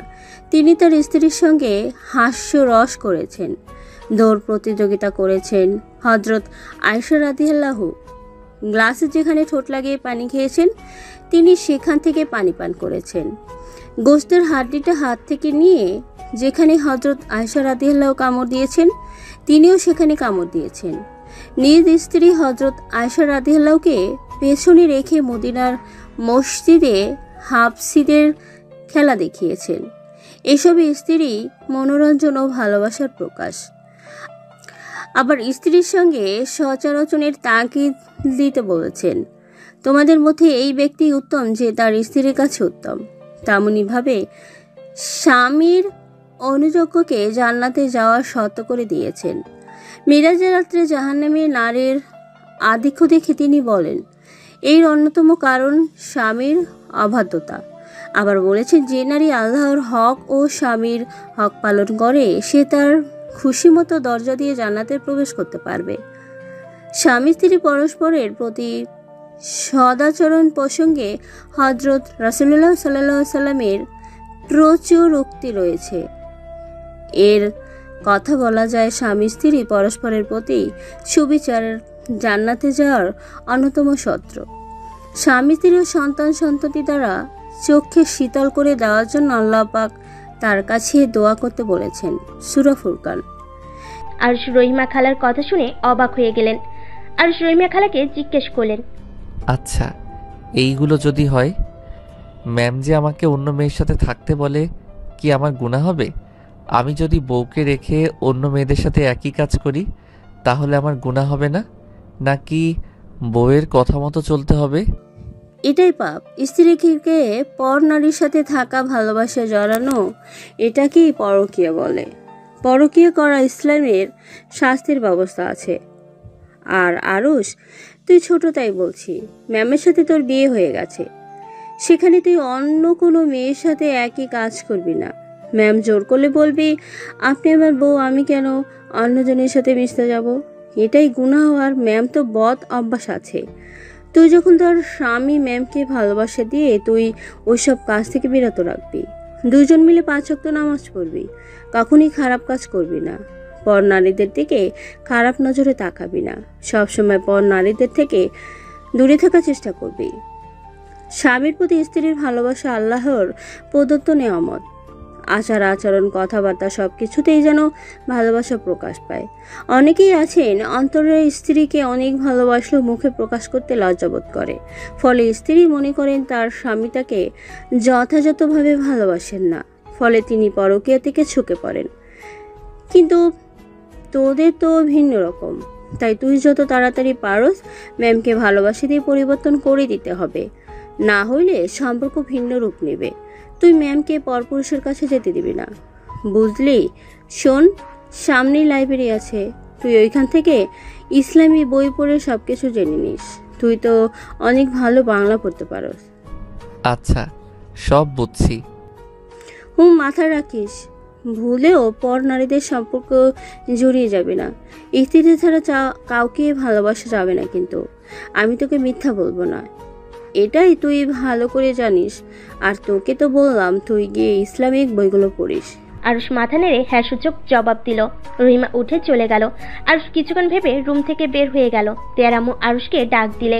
তেয়ার আম্মু বলল, আরুষ, সকালে রেডি হয়ে তোমার স্যারের সাথে কথা বলছি। তোমাকে স্কুলে ভর্তি করে দিতে রাজি হয়েছে। ধন্যবাদ ম্যাম। তোমার স্কুলের 5 এর সার্টিফিকেট আছে? জি আছে। ওকে সকালে তোমার বউয়ের সাথে যেও, আমি ওকে বলে রাখবো নি। আচ্ছা, যাও এখন। আরুষ খুশি হয়ে সিঁড়ি ভেঙে উপরে উঠে সাথে সাথে তিয়ার সাথে ধাক্কা লাগতে যাবে। আরুষ সাথে সাথেই ধরে ফেলো। তিয়া বলল, আর একটু হলে পড়ে যাইতাম। পড়বেন না, আমি তো আছি, আপনাকে সব সময় ধরে নিব। আরুষের কথা শুনে তিয়া হেসে দিল। তিয়া সোজা হয়ে দাঁড়িয়ে পড়ল। চলো রুমে যাই। আচ্ছা, তোমরাও যাও, আমি নিচে গিয়ে দেখি আম্মু কি করে। রূপার চলে গেল। আরুষ আর তিয়া রুমে চলে গেল। আরুষ সোফায় বসে নিচের দিকে তাকিয়ে কিছু ভাবতে লাগলো। তিয়া আরুষকে দেখে বলল, গেম খেলবে? আমার ফোন নাই। তিয়া আরুষের কাছে ফোন এগিয়ে দিল। আরুষ খুশি হয়ে ফোনে গেম খেলতে লাগলো। তিয়া বই বের করে পড়তে শুরু করলো। আরুষ গেম খেলতে খেলতে তিয়ার দিকে তাকিয়ে গেম খেলা বন্ধ করে দিয়ে খাটের উপরে উঠে তিয়াকে জড়িয়ে ধরে শুয়ে পড়লো। তিয়া অবাক হয়ে গেল। তিয়া মুচকি হাসি দিয়ে আরুষের উপরে বই রেখে পড়তে লাগলো। আরুষ তিয়ার বুক থেকে মুখ তুলে পড়ল, আচ্ছা, আপনি তো আমার বউ হন, তাহলে আমি আপনাকে কেন ম্যাম বলবো? বউকে তো বউ বলা উচিত, তাই না? আরুষের কথা শুনে তিয়ার মুখে নিজের অজান্তেই হাসি ফুটে উঠল। আরুষ তিয়ার ঠোঁটে ছোট্ট করে কিস দিয়ে পড়ল, কি হলো, হাসেন কেন? আমি আপনাকে বউ বলে কি কোনো সমস্যা? না, বউ বলে ডাকবে, বাট আব্বু ভাইয়া আসলে আমাকে তখন ম্যাম বলে ডেকো। দূর, ভালো লাগে না, বউকে বউ বলতেও সমস্যা। আরে পাগল, সমস্যা কই? আমি তো অনুমতি দিয়েছি, তাই না? শুধু আব্বু আর ভাইয়ার সামনে বলবে না।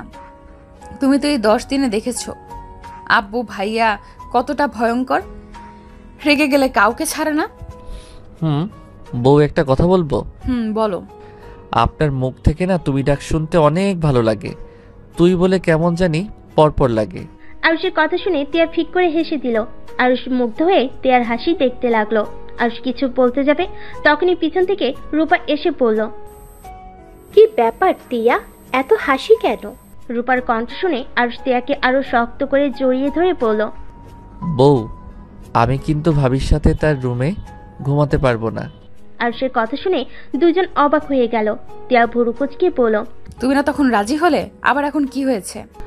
ভাবি তো আমার বউ না, তাহলে কেন আমি ওনার সাথে ঘুমাতে যাব? ভাবির সাথে শুয়ে থাকলে আর আদর করলে ওইটা পরকীয়া বলে, যে এটা ভয়ঙ্কর পাপ। আমি পাপ করে জাহান্নামে যেতে চাই না, আর আপনাকে অন্য কোনো ছেলের সাথে থাকতে দিতে পারবো না। আরুষের কথা শুনে তিয়ার রূপার রাগে মাথার রক্ত উঠে গেল। তিয়া আরুষকে একটা ধাক্কা মারলো। আরুষ সোজা খাট থেকে পড়ে গেল। আরুষের পিঠে সোজা টেবিলের সাথে বাড়ি খেলো। আরুষ কান্না করতে লাগলো। তিয়া রেগে গিয়ে বলল, একটু প্রশ্রয় দিয়েছি, মাথায় উঠে গেছোস? ভাবির সাথে থাকা লাগবে মানে থাকা লাগবেই, এটা আমার শেষ কথা। যদি না থাকোস তাহলে তোকে কিভাবে থাকাতে হয় এটা আমি খুব ভালো করেই জানি। আর টিয়া ওয়েট, ওই এইসব কিভাবে জানলো? তখন তো আমাদের কথা মতো ঠিকই রাজি হলো, হঠাৎ করে কেন বলছে এটা পরকীয়া? এই আরুষ, তোমাকে এসব কে বলেছে? আরুষ রূপার কথা শুনে থতমত খেয়ে গেল। আরুষ কান্না করতে করতে বলল, আমি বলবো না, এটা আমি শুনেছি। বল, কে বলেছে তোকে? আমি বলবো না। তিয়া আরুষের থুতনি চেপে ধরলো। আরুষ বলতে না চাইলে তিয়া আরুষের গালে ঠাস ঠাস করে থাপ্পড় মারতে লাগলো। রূপা রেগে গিয়ে বলল, টিয়া, গলা পাড়া দিয়ে ধরো, তাই মুখ দিয়ে কথা বের হবে। আমাকে মেরে ফেলেও আমি বলবো না, আর যাই হয়ে যাক আমি আপনার সাথে থাকবো না। আমি বউকে বিয়ে করেছি, আপনাকে না। আরুষের কথা শুনে রূপা রেগে গিয়ে জোরে জোরে থাপ্পড় মারতে লাগলো। আরুষের ঠোঁট কেটে রক্ত পড়তে লাগলো। আরুষ চিৎকার করে কান্না করতে লাগলো। রক্ত দেখে আরো ভয় পেয়ে গেল। তে আরুষের কলার চেপে ধরে খাটের উপরে তুলে পড়ল। কে বলছে? আমার জানার দরকার নাই। তুই আজকে ভাবির সাথে থাকবি, না হলে তোর খবর আছে। ভাবি এখন শুরু করে দিবে নাকি? খাবার খেয়ে আসবে। তার কথা শুনে রূপা বলল, টিয়া, তুমি বাহিরে যাও, আমি দেখছি ও কি করে। আমার সাথে রাত না কাটিয়ে থাকতে পারে? আচ্ছা, আমি যাচ্ছি। টিয়া রুম থেকে বের হয়ে দরজা লাগিয়ে দিল বাহির থেকে। আরুষ খাট থেকে নেমে চলে যেতে চাইলে রূপা এক টান দিয়ে নিজের শাড়ি খুলে ফেলে। আরুষের হাত ধরে টান দিয়ে নিজের কাছে নিয়ে এসেছে, শক্ত করে জড়িয়ে ধরে। আরুষের সারা মুখে কিস করতে লাগলো। আরুষ রূপাকে সরিয়ে দিতে লাগলো আর বলতে লাগলো, ভাবি আমাকে ছেড়ে দেন, আমার সাথে এমন করেন না। আমার সাথে এইটা করলে আপনার পাপ হবে। প্লিজ আমাকে ছেড়ে দেন, আমি বউয়ের কাছে যাব। চুপ কর, কিসের পাপ? হ্যাঁ, তোর এইসব জ্ঞানের কথা রাখ। আর বউয়ের কাছে যাবি? তোর বউ বাহিরে দাঁড়িয়ে আছে। তোর বউ আমার কাছে তোকে ছেড়ে গেছে। শোন, এখানে এইসব বউ জামাই ইমোশনাল কাজ করে না। তোর বউ ওর ফ্রেন্ডের জামাই বয়ফ্রেন্ডের ছাড়ে নাই। আর তুই কোন হিসাবে সবার হাত থেকে ছাড়া পাবি?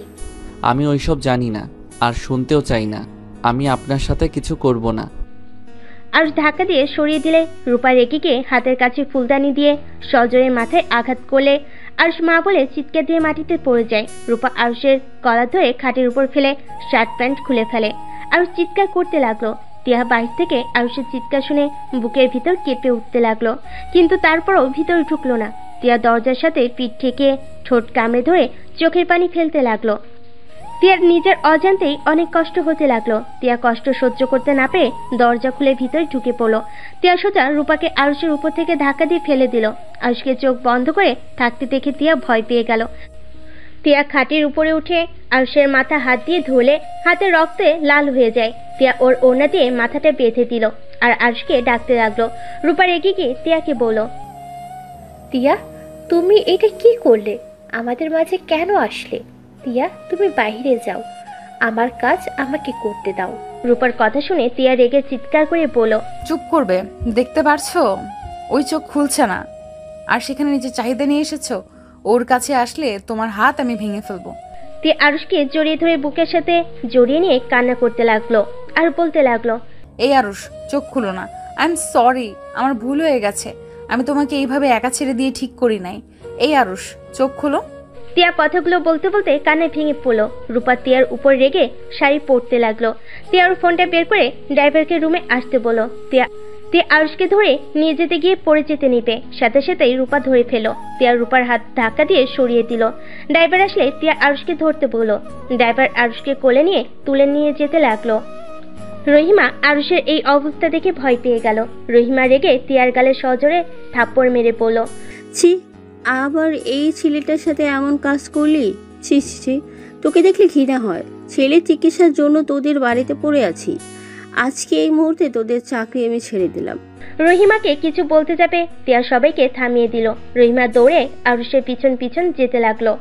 10 বছর পর। আকাশ, এই আকাশ, হ্যাঁ আম্মু বলো। তোর ভাইয়া আসবে, তুই এখনো রেডি হোস নাই? তাড়াতাড়ি রেডি হয়ে এয়ারপোর্টে যা। আম্মু আমি রেডি তো, তোমার ভাস্তি আমাকে বের হতে দিচ্ছে না। কি রে আবিদা, তুই আকাশকে রেডি হতে দিচ্ছিস না কেন? ফুপি তোমার ছেলেকে ধরে রাখছে। তোমার ছেলেকে শুধু বলছি আমাকে নিয়ে যেতে, তোমার ছেলে নিয়ে যাবে না, তাই আমি দরজার কাছে দাঁড়িয়ে আছি। আকাশ, ওকে নিয়ে আয়, তাও আর দেরি করিস না। শাকচুনি চল। আকাশ আদিপাকে নিয়ে যেতে লাগলো। আরুষ ড্রাইভিং করতে লাগলো আর আদিপা আকাশের কানে ফু দিতে লাগলো। আকাশ বারবার বিরক্ত হয়ে আদিপার দিকে তাকিয়ে বলল, অ্যাক্সিডেন্ট করবো, প্লিজ এমন করিস না। করবো না, আগে বল আমাকে বিয়ে করে কবে করবি? তোর মতো পেতনিকে কে বিয়ে করবে? আমার খেয়ে কাজ নাই, তোকে বিয়ে করতে হবে। কেন, আমার ভিতর কি কমতি আছে যে আমাকে বিয়ে করা যাবে না? দেখ আদিবা, তুই আমার মামাতো বোন, আমি তোকে বোনের নজরে দেখি। এখানে তোকে বউ হিসেবে মানা সম্ভব না। আর এইসব কথা রাখ প্লিজ। আজব কথা, আমি কি তোর মায়ের পেটের বোন নাকি যে আমাকে বিয়ে করা যাবে না? এইসব কথা রাখ। আকাশের কথা শুনে আদিবার মনটা খারাপ হয়ে গেল। আকাশ আদিবার দিকে নজর না দিয়ে এয়ারপোর্টে চলে গেল। গাড়িটা এক সাইডে রেখে রাফির জন্য অপেক্ষা করতে লাগলো। আকাশ রাফিকে দেখে হাত নাড়তে লাগলো। রাফি আকাশের দিকে এগিয়ে আসলে আকাশ রাফিকে জড়িয়ে ধরল। ভাইয়া কেমন আছো? আলহামদুলিল্লাহ ভালো, তোরা কেমন আছোস? ভালোই আছি ভাইয়া। তুমি তো আগের থেকে অনেক স্মার্ট হয়ে গেছো, তোমাকে দেখে তো আমি ফিদা হয়ে যাচ্ছি। আদিবার কথা শুনে রাফি আকাশ হাসতে লাগলো। তারপর 3 জন লাগেজ নিয়ে গাড়িতে চলে আসলো। গাড়িতে উঠে আকাশ ড্রাইভিং করতে লাগলো আর 3 জন গল্প করতে করতে বাসে চলে আসলো। রাফি সবার সাথে কুশল বিনিময় করে রুমে চলে গেল। আকাশও রুমে চলে গেল, ফ্রেশ হয়ে নিচে চলে আসলো। আকাশ, রাফি, আদিবা, আকাশের আব্বু আম্মু সবাই বসে একসাথে আড্ডা দিতে লাগলো। কথা বলতে বলতে আকাশের আব্বু বলে উঠল, আরুষ, তুই আর রাফি গিয়ে বৌমাকে দেখে আয়। বিয়ে তো এখন মাত্র 2 সপ্তাহ আছে, তোদেরও তো পছন্দ বলে কথা আছে। ফোনের ছবি আর বাস্তবে তো আর এক নাও হতে পারে। আব্বু ভাবি তো আমার পছন্দ, ভাইয়া গিয়ে দেখে আসুক গা। ভাইয়া তো বিয়ে করবে, আমি তো আর না, তাই ভাইয়া দেখা জরুরি। আমি বিয়ে পরে দেখব। আমি একা দেখা করতে যাব নাকি? তুইও আমার সাথে যাবি। আদিবাও যাবি, আমি একা যেতে পারবো না। আমি তো এক পায়ের ওপরে রাজি, আমারও ভাবিকে সামনে থেকে দেখার ইচ্ছে আছে। বাহ বাহ, পেতনি এক পায়ের উপরে রাজি, কিন্তু কথা হলো পেতনির পা 2টা দেখছি আবার বসে আছে, তাহলে রাজি কিভাবে হলো? আকাশের কথা শুনে সবাই হাসতে লাগলো। আদিবা আকাশকে মারতে যাবে, আকাশ বলল, এই তোর এত হাত নড়ে কেন? আমাকে পেতনি বলে তোর মুখ আমি কষ্টিপ মেরে দেব। তাই নাকি? উল্টা যেন তোর মুখে লাগে না। এই 2 জন ঝগড়া থামা, এখন বল আমার সাথে তোরা যাবি কিনা বল। হ্যাঁ যেতে পারি ভাইয়া, তোমার সুন্দর শালিকা থাকলে আমি কিন্তু তুলে নিয়ে আসবো। আকাশের কথা শুনে আদিবা রেগে গেল, কিন্তু আর সবাই হাসতে লাগলো। আকাশের আম্মু কান ধরে বলল, তোকে তুলে আনতে হবে না, পছন্দ হইলে আমাদের বলিস, আমরা বিয়ে করিয়ে দিব। ধুর আম্মু, মজা করছি, বিয়ে করলে তোমাদের পছন্দে বিয়ে করব। আচ্ছা তুই কলেজ শেষ করলি, ভার্সিটিও শেষের দিকে, তারপর কি একটা মেয়ে তোর পছন্দ হয় নাই? তোমার হয়েছিল নাকি যে আমাকে বলছো? হ্যাঁ হয়েছিল, কিন্তু ওর বিয়ে হয়ে গেছে। রাফির কথা শুনে সবাই অবাক। আকাশ আদিবা হাসতে লাগলো। আকাশ রাফির দিকে তাকিয়ে বলল, তার মানে ভাইয়া ধোকা খেয়েছো? ধোকা কেন খাবো? আমি তোকে কখনোই বলি নাই ওকে ভালোবাসি, শুধু পছন্দ করতাম এইটাই। ও আচ্ছা। আচ্ছা এখন বল, তোরা কখন যাবি? আজকে যাব, শুধু ওনাকে দেখে চলে আসবো, বাসায় যেতে পারবো না কিন্তু। এটা কেমন কথা? বাসায় না গেলে তোর মনে হয় বৌমা তোর সাথে বাহিরে দেখা করবে? বাসায় গিয়ে দেখে আসতে হবে। তাহলে আদিবা, আকাশ ও আমার সাথে যাবে। আচ্ছা নিয়ে আয়, আগে 3 জন খাবার খেয়ে তারপর বের হব। আচ্ছা, খেতে দাও। আকাশের আম্মু 3 জনকে খেতে দিল। 3 জন খাবার খেয়ে রুমে চলে গেল। 3 জন ফ্রেশ হয়ে রেডি হয়ে নিচে নামলো। আকাশ ওর আম্মুর দিকে তাকিয়ে বলল, আম্মু, আমার রুমে নাড়াচাড়া কে করছে? কেন, কি হয়েছে? আমার ব্যাগ আলমারিতে দেখলাম না। আকাশের কথা শুনে আকাশের আম্মু থতমত খেয়ে গেল। কথা ঘুরিয়ে বলল, তোরা বের হ, সময় নষ্ট করলে অনেক দেরি হয়ে যাবে। আচ্ছা, আমরা তো কেউই যাই নাই, তাহলে বাসা চিনব কিভাবে? তোদের চিন্তা করতে হবে না, ড্রাইভার সব চেনে, তোদের নিয়ে যাবে। আকাশ কিছু বলতে গিয়ে বলল না। রাফি, আদিবা, আকাশ বের হয়ে গেল। গাড়িতে উঠে পড়ল। ড্রাইভার গাড়ি ছেড়ে দিল। 2 ঘন্টা জার্নি করার পর গাড়ি থামার নামগন্ধ নাই। রাফি ড্রাইভারকে কিছু বলতে যাবে, তখনই রাফির ফোনে কল আসে। রাফি ফোনটা বের করে ওর আম্মুর কল পেয়ে রিসিভ করলো। আম্মু, 2 ঘন্টা হয়ে গেল, এখনো তো গাড়ি থামানোর কোনো নামগন্ধ নাই। আর কতখানি যেতে হবে? শোন, রেগে যাস না, এখনো 2 ঘন্টার রাস্তা যেতে হবে, আর তোদের ওইখানে গিয়ে থাকতে হবে। আমি তোদের 3 জনের জামা কাপড় তুলে দিয়েছি, ডিকিতে দেখে তোদের ব্যাগগুলো আছে। রাফি মাথা ঘুরে পড়ে যেতে নিলে সাথে সাথে আকাশ ফোনটা ধরিয়ে পড়ল। কি হয়েছে? আম্মু কি করছে জানোস? এখনো 2 ঘন্টা জার্নি করতে হবে, আর আমাদের ওইখানে গিয়ে থাকতে হবে। আমাদের সাথে বেইমানি করলো। আকাশ রেগে ফোনটা কানের কাছে নিয়ে বলল, আম্মু, এটা কি ধরনের মজা হলো? এত দূর যাব মানে? মজা না, তোরা 3 জন একটা বদমাইশ, তোদের মিথ্যা না বলে পাঠালে জীবনেও যাইতি না। আর গিয়ে দেখ, ওইখানে তোদের ভালো লাগবে, তোর তো পরিচিত জায়গা, তুই গিয়ে দেখ। মানে কোথায় পাঠাচ্ছ আমাদের? গিয়ে দেখ, বুঝে যাবি। আর রাগ করিস না, ভ্রমণ করা ভালো তো। ধ্যাত, তোমার সাথে কথাই নাই। আকাশ রাগ করে ফোন কেটে দিল। আকাশ বলল, তখন যদি বুঝতে পারতাম আম্মু ব্যাগ গাড়িতে তুলে দিয়েছে, আমি জীবনেও আসতাম না। তোর কি মনে হয় আমি আসতাম নাকি? আম্মুর কি কাণ্ড জ্ঞান বলে কিছু নাই? চিনি না, জানি না, কোথাও হয় নাই, তার বাসায় গিয়ে নাকি থাকতে হবে। কি থাকাও লাগবে? আমি বাসায় যাব, আমি কারো বাসায় থাকতে পারবো না। ভাবি, আমি বিয়ের পরে দেখব, আমার এভাবে দেখার দরকার নেই। ওই শান্ত হ, অলরেডি 2 ঘন্টার বেশি জার্নি করে ফেলছে, পিছিয়ে যাওয়া সম্ভব না। আকাশ আদিবা কান্না করার মতো অবস্থা। রাফি 2 জনকে বুঝিয়ে নিল। 1 ঘন্টা 50 মিনিট জার্নি করে শেষে পাত্রীর বাসের সামনে গিয়ে পৌঁছে গেল। 3 জন নামলে ড্রাইভার ডিকিট থেকে ওদের 3 জনের ব্যাগ আর মিষ্টি নিয়ে যেতে লাগলো। আকাশ এত মিষ্টি দেখে অবাক হয়ে গেল। ড্রাইভার পারছে না দেখে আকাশ নিজের হাতে নিল কিছু মিষ্টির বক্স। 4 জন বাসার ভিতরে ঢুকে কলিং বেল বাজাতেই একজন এসে দরজা খুলে দিল। রাফি সালাম দিল। রাফিদের ভিতরে নিয়ে গেল। কাজের মেয়েদের দিয়ে মিষ্টির বক্সগুলো দিয়ে দিল। ওদের 4 জনকে বসতে দিলে। পাত্রীর বাবা মা সবাইকে ডাকতে লাগলো। সবাই নিচে এসে রাফিদের দেখে বলল, তোমরা এসে গেছো? তোমাদের আসতে কোনো সমস্যা হয় নাই তো? জি না। সবার সাথে পরিচিত হও। তানিয়া রামু সবার সাথে ওদের পরিচয় করিয়ে দিতে লাগলো। সবার সাথে কুশল বিনিময় করে কথা বলা শেষ করে ওদের 2টাই রুমে নিয়ে গেল। আদিবাকে একটা রুমে নিয়ে গেল আর গেস্ট রুমে ড্রাইভারকে থাকতে দিল। আর আকাশ রাফিকে একটা রুমে নিয়ে গেল। আকাশ আর রাফি ফ্রেশ হয়ে নিল। রাফি আকাশ খাটের উপরে বসলে আকাশ বলল, ভাবিকে তো দেখলাম না। আছে কোনো এক জায়গায়। তোর এত ভাবি খোঁজা লাগবে কেন? যাক বাবা, ভাবিকে দেখতে এসেছি, আর ভাবিকে দেখবো না নাকি? ধৈর্য ধর, দেখতে পারবি। রাত হয়ে গেছে, কোথা দিয়ে কই যে আসলাম বুঝতে পারলাম না। আম্মু, না বলো, আমি নাকি খুব ভালো করে চিনি? কই কিছুই তো চিনলাম না। আম্মু তোকে বোকা বানাইছে। আচ্ছা চল নিচে যাই, এভাবে ঘরে বসে থাকা ঠিক হবে না। এই জন্য কোথাও যেতে মন চায় না, চেনা জানা মানুষ না থাকলে মিশতে সমস্যা হয়ে যায়। আরো সাহস রাখ বুকে, নিচে চলো, গিয়ে সবার সাথে কথা বললে পরিচিত হয়ে যাব। আচ্ছা চলো। আকাশ রাফি হেঁটে সিঁড়ি ভেঙে নিচে চলে গেল। সবার সাথে বসে কথা বলতে লাগলো। কথা বলতে বলতে তার ভিতরে আকাশ বলে উঠল, আন্টি, ভাবিকে তো দেখছি না। আসলে অনেক রাত হয়ে গেছে, ওরা সব বোনেরা মিলে ঘুরতে গেছে, সকালে দেখতে পাবে। আচ্ছা তোমরা চলো, খাবার খেয়ে নিবে, খাবার খেয়ে রেস্ট নাও।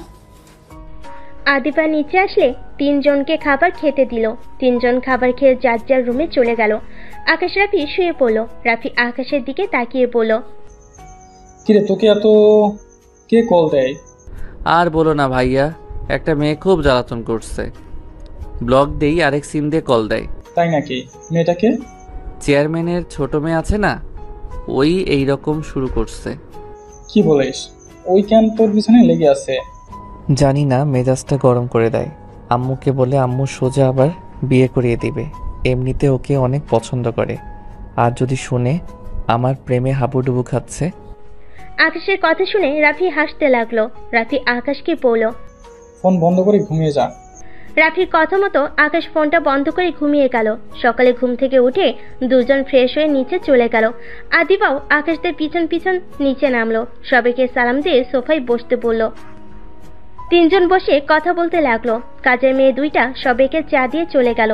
আকাশ চায়ের কাপে চুমুক দিতে যাবে, তখনই কেউ পিছন থেকে সালাম দিয়ে উঠল। সবাই ওদিকে নজর দিলে আকাশ বলে উঠল, ওয়ালাইকুম আসসালাম ভাবি, কেমন আছেন? আলহামদুলিল্লাহ, তোমরা কেমন আছো? তাহলে আমার দুষ্টু দেবর ননদ আসলে? আমি কিন্তু আগে থেকে বলতেছি ভাবির সাথে দেখা করব। আকাশ রাজি হয় না। ভাবি, এটা মিথ্যা কথা। রাফি অবাক হয়ে ওদের দিকে তাকিয়ে থেকে কথা শুনতে লাগলো। তানিয়া ওদের ঝগড়া দেখে হাসতে হাসতে বলল, থাক, দুজন আর মিথ্যে বলতে হবে না। আমি জানি তোমরা দুজন আসতে চাও নাই। আকাশ আদিবা লজ্জা পেয়ে গেল। রাফি অবাক হয়ে গেল। আকাশ তানিয়ার দিকে তাকিয়ে বলল, আমাদের ভুল স্বীকার করলাম, কিন্তু আমরা তো এসেছি গতকাল। কই আপনাকে তো পাইলাম না। সরি পিচ্ছি, 3 দিন ধরে আমার কাজিনরা এসেছে। সবার সাথে 3 দিন এত গল্প করছি, 3টায় রাত ঘুমাই নাই। গতকাল রাতে চোখ এত লেগে গিয়েছিল সবার, তাই সবাই ঘুমিয়ে গেছিলাম। ও আচ্ছা। ভাবি, এটা আমাদের ভাইয়া, দেখেন। আদিবার কথা শুনে তানিয়া লজ্জা পেয়ে গেল। নিচের দিকে তাকিয়ে থাকলো। রাফিও চোখ সরিয়ে নিল লজ্জায়। আকাশ কিছু বলতে যাবে, সাথে সাথে আকাশের ফোনে কল আসলো। আকাশ কিছুটা দূরে গিয়ে রিসিভ করে কথা বলতে লাগলো। তারপর কথা শেষ করে সবাইকে বলল, দুঃখিত, আমাকে এখন চলে যেতে হবে। ভেবেছিলাম ভাবির সাথে আড্ডা দিব, হলো না। বিয়ের পরে আড্ডা দেওয়া যাবে। কেন তুমি চলে যাবে কেন? একটা মিটিং আছে, সেখানে আমাকে যেতে হবে। ভাইয়া, আদিবা, তোমরা তাহলে পরে আসো, আমি যাচ্ছি। আকাশ সবার থেকে বিদায় নিয়ে রুমে গিয়ে ড্রেস পরিবর্তন করে ব্যাগ নিয়ে বের হয়ে গেল। 4 ঘন্টা জার্নি করে বাসায় গিয়ে লাগেজ গুছিয়ে এয়ারপোর্টে চলে গেল। লন্ডনে চলে গেল। 2 মাস পর দেশে ফিরল। আদিবা রাফি আকাশের জন্য অপেক্ষা করছে। আকাশ রাফির কাছে গিয়ে জড়িয়ে ধরল। তারপর 3 জন গাড়িতে উঠে বসলো। আকাশ আদিবার দিকে তাকিয়ে বলল, কি ব্যাপার, তোর মন খারাপ কেন? তুই আমার জন্য কিছু নিয়ে আসছিস নাই, তাই তোর সাথে কথা বলতে ইচ্ছে করছে না। আরে আমি তো মজা করছি, সবার জন্য গিফট নিয়ে এসেছি। তো তুই কবে দেখছস তোর জন্য আমি গিফট নিয়ে আসি নাই? সত্যি নিয়ে এসেছিস? হুম। Thank you. এই দুজনের কথা রাখ। আকাশ, মিটিং কেমন হলো? আমরা ডিলটা পেয়েছি, আর ওরা কাজটা শুরু করে দিবে। তাহলে তো অনেক ভালো পার্টি দিবি নাকি? হ্যাঁ, সবাই চেয়েছে। আব্বুকে তো বলে দিয়েছি। ও আচ্ছা। 3 জন কথা বলতে বলতে বাসায় চলে গেল। বাসায় ভিতরে ঢুকে আকাশ তানিয়ার পিছনে দাঁড়িয়ে চিৎকার দিল। তানিয়া ভয় পেয়ে চিৎকার দিলে সবাই হাসতে লাগলো। রাফি গিয়ে তানিয়াকে জড়িয়ে ধরলে তানিয়া লজ্জা পেয়ে গেল। তানিয়া আকাশের দিকে তাকিয়ে বলল, ফাজিল কোথাকার। ভাবি, আপনি এত ভীতু কেন? আমি ভীতু? ফাজিল একটা। আকাশ সামনের দিকে তাকিয়ে তানিয়ার আব্বু আম্মুকে সালাম দিল। আকাশের আম্মু এসে আকাশকে জড়িয়ে ধরল। 2 মাসে একদম শুকিয়ে গেছিস। রাফি গেলে একটুও টেনশন হয় না, তুই গেলে টেনশন বেড়েই যায়। নিজের খেয়াল রাখতে পারস না, কাজ পাইলে খাওয়া দাওয়া সব কিছু ভুলে যাস। উফ আম্মু, আমি ঠিক আছি। আকাশের আম্মু কিছু বলতে যাবে, তখনই আকাশের আব্বু বলে উঠল, আকাশ। হ্যাঁ আব্বু, বলো। তোর রহিমা খালা অনেক অসুস্থ, তুই তার সাথে দেখা করে যায়। উনি তোকে দেখার জন্য পাগল হয়ে গেছে। কি? খালা অসুস্থ? আমাকে তো একবারও রনি ভাইয়া কিছু বলল না। তুই টেনশন করবি তাই বলার সাহস পাই নাই। আচ্ছা, আমি তাহলে বের হচ্ছি। খাবার খেয়ে বের হ। এখন ক্ষুধা নাই। আকাশ সিঁড়ি ভেঙে নিজের রুমে গিয়ে বাইকের চাবিটা নিয়ে ড্রেস পরিবর্তন করে নিল। তারপর নিচে নেমে বাইক নিয়ে বের হয়ে গেল। বাজারের কাছে গিয়ে ফলমূল, মিষ্টি, চিপস, চকলেট, আইসক্রিমের বক্স কিনে নিল। তারপর রহিমা খালার বাসে চলে গেল। বাসের ভিতরে ঢুকে রনির বউয়ের হাতে সব কিছু দিয়ে ভালো মন্দ জিজ্ঞেস করলো। রনির ছেলে মেয়েদের চকলেট, চিপস, আইসক্রিম দিয়ে দিল। ওদের সাথে কিছুক্ষণ কথা বলে রহিমা খালার রুমে চলে গেল। আকাশ রহিমা খালার পাশে বসলো। হাতে হাত রাখতেই রহিমা খালার চোখ বুজে আকাশকে দেখে খুশিতে জড়িয়ে ধরে পড়ল।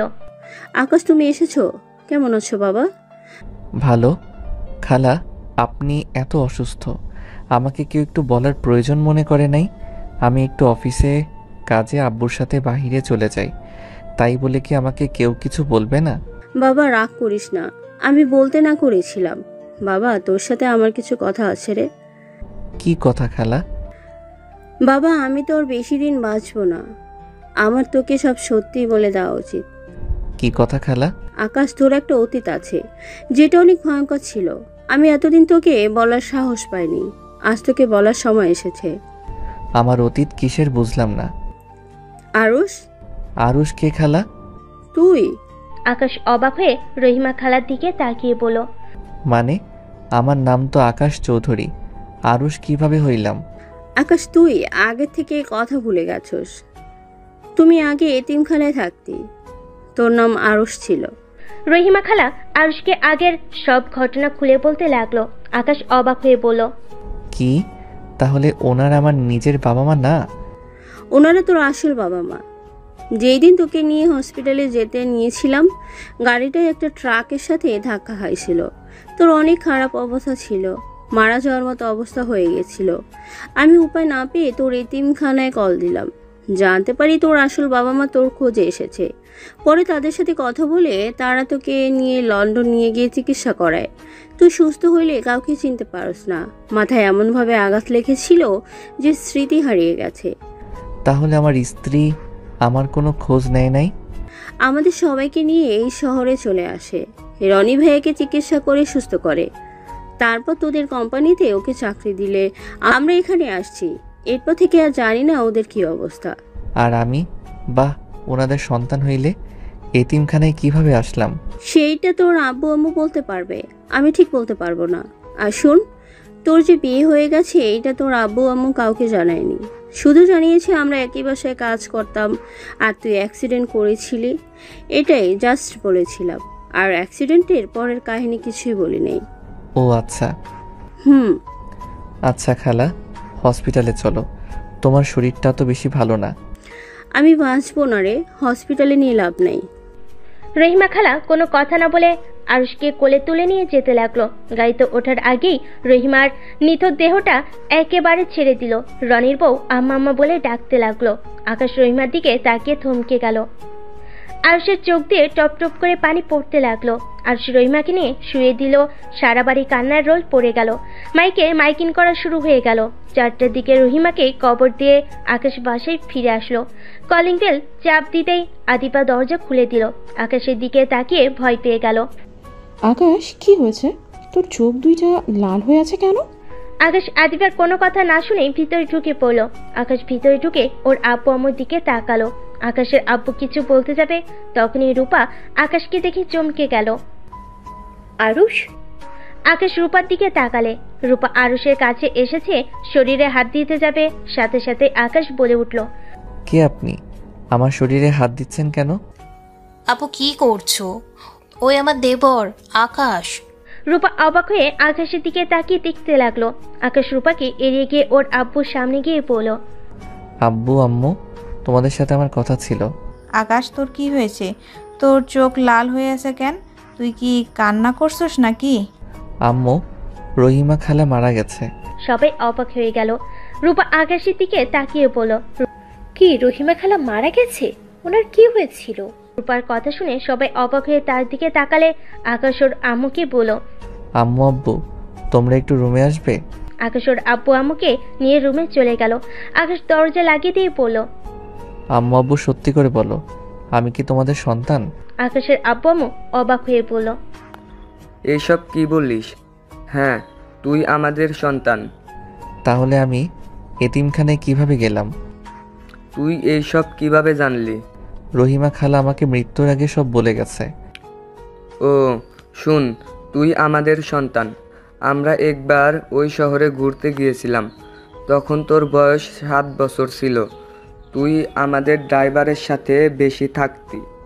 ওকে আমরা সবাই অনেক বিশ্বাস করতাম, কিন্তু আমাদের সাথে বিশ্বাসঘাতকতা করে।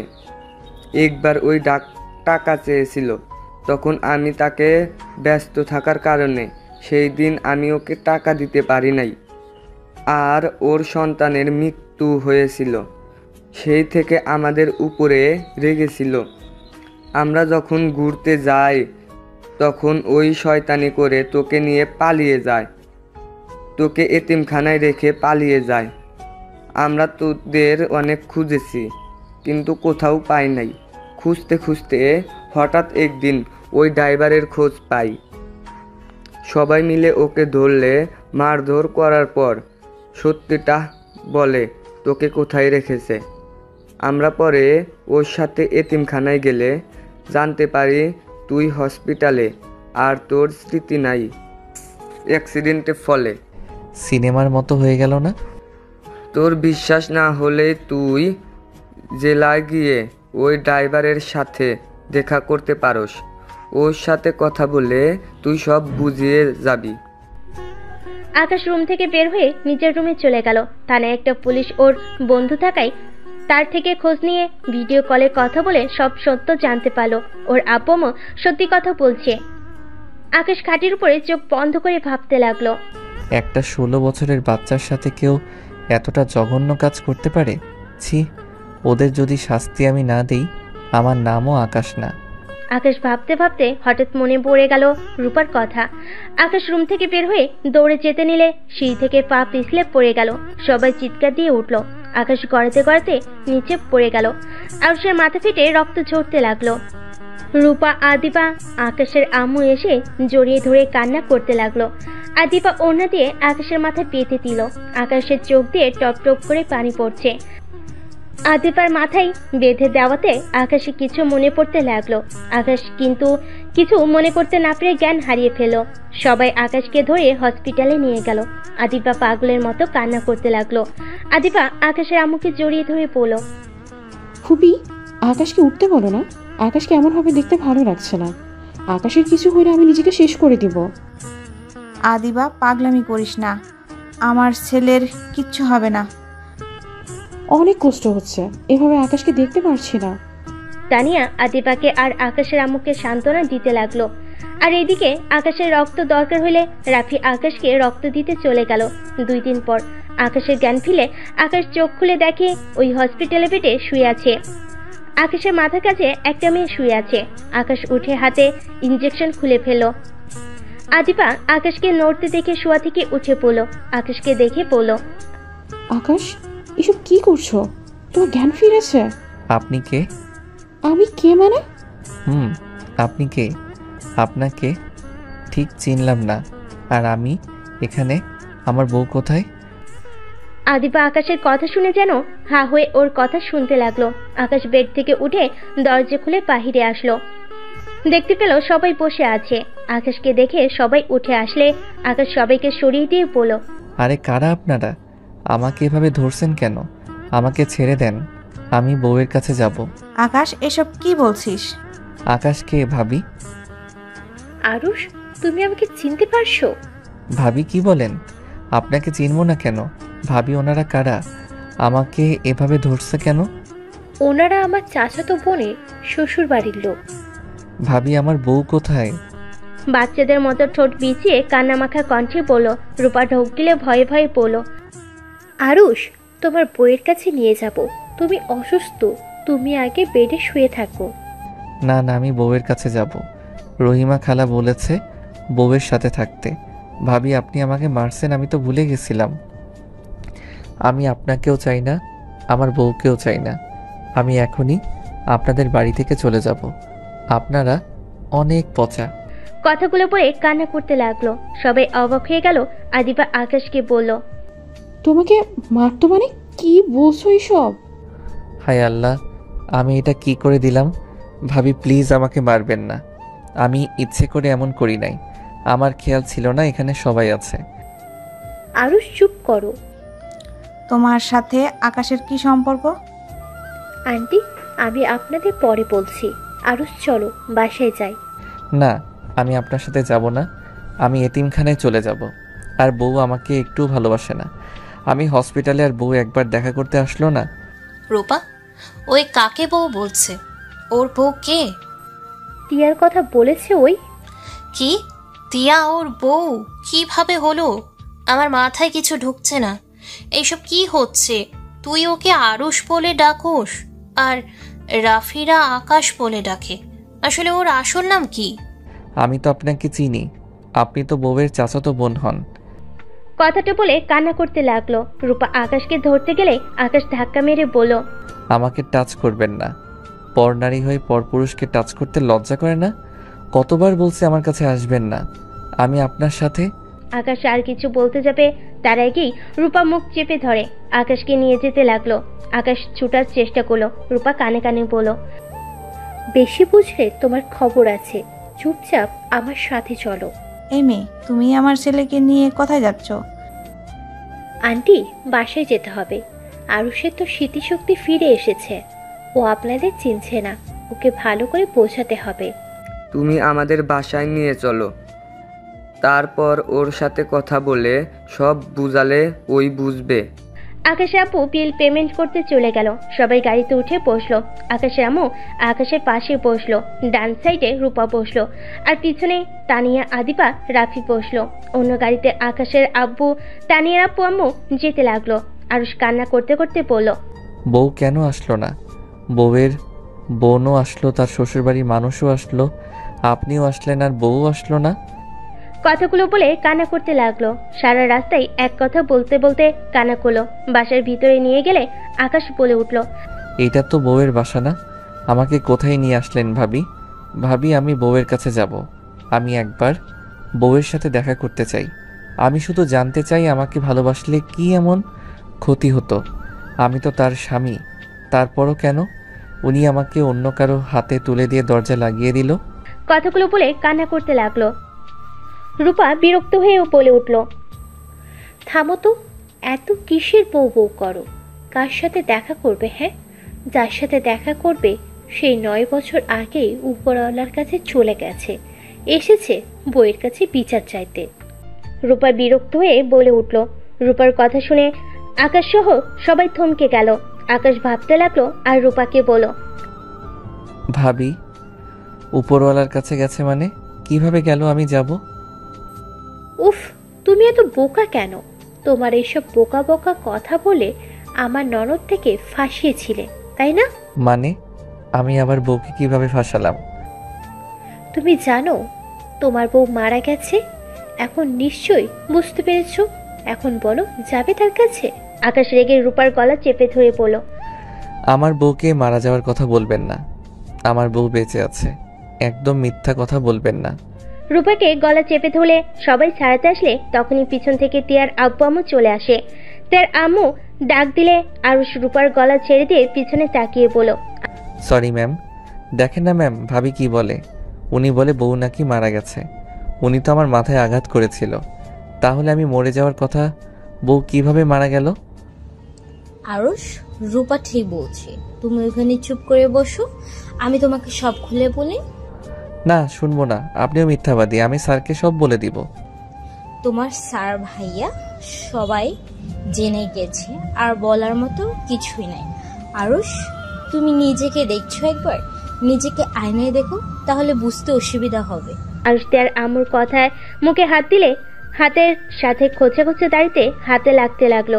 রূপা ওর ফোন বের করে ক্যামেরা বের করে আকাশের মুখের সামনে ধরলে আরুষ চমকে গিয়ে বলল, উনি কে? ওটা তুমি আরুষ।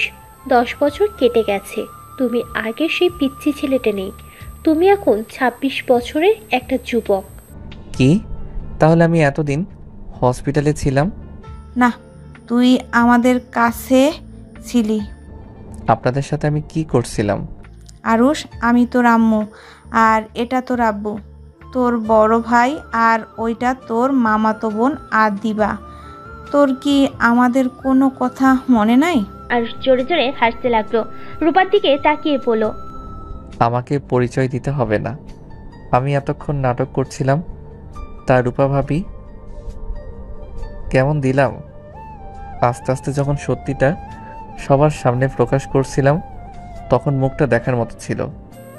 তার মানে তুমি নাটক করছিলে? হ্যাঁ, তা তিয়া ম্যাম মারা গেল কিভাবে? মরে নাই? জানতাম এইটা মিথ্যা হবে। শয়তান কখনোই এত সহজে মরে যেতে পারে না। তা মিথ্যা মরার কথা বলেন কেন? আর শয়তান এখন কোথায় আছে? স্বামীর সাথে দেশের বাহিরে গেছে। স্বামী থাকতেও আবার বিয়ে করছে, এটা কিভাবে করলো? সবাই জানে তুমি মারা গেছো।